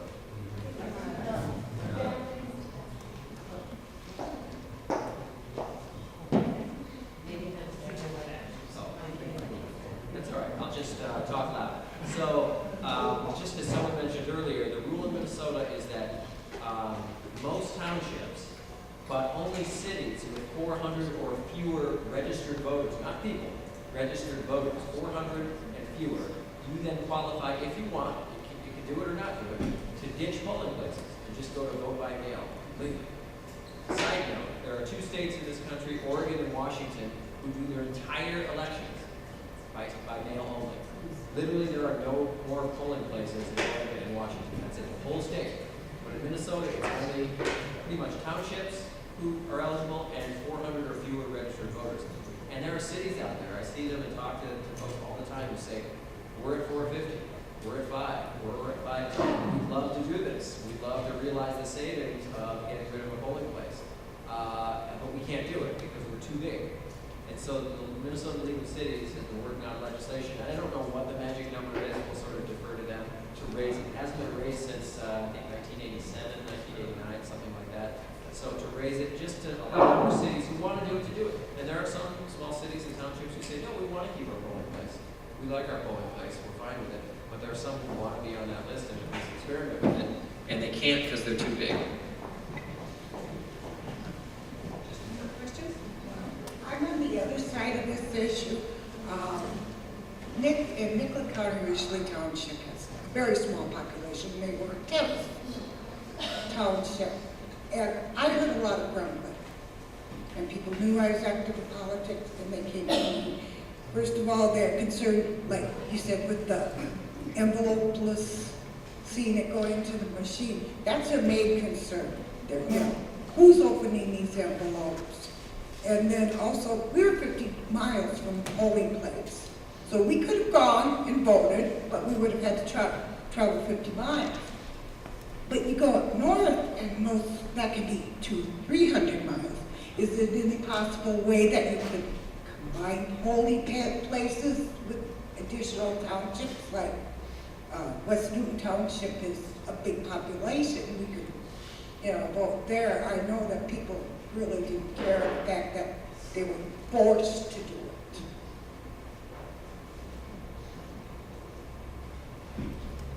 You can combine polling places. The way I've read the statute is that you have to be within the edge, the border of a township has to be within 5 miles of the polling place, a border.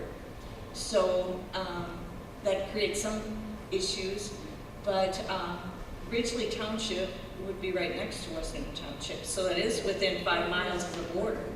So by rights, yes, it could have been an option that was offered. This is the way we're operating under that statute. Well, and then you're talking about limiting it to cut off when it's Saturday. Would you still be in a voting after Saturday? Oh, for sure.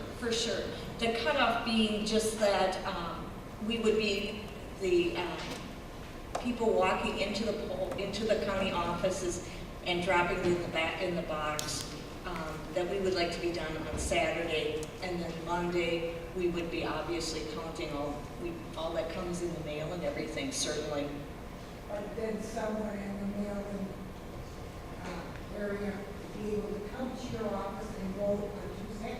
Those still can, yes, because that's their polling site. Yes, we'd be open till 8 o'clock for them. Another question. Has there been any talk or any research about influencing people's votes in the mail voting, either in the House or intercepting ballots through the mail? I guess we'd have to be in their house to know. I don't know. Yeah, you know, I suppose. We haven't had any complaints about people. People really have liked and embraced the mail ballot process. We have had really good response, and we're following up on it and keep on talking to people about it and the importance of it and the way it works. And I guess we're satisfied with the results.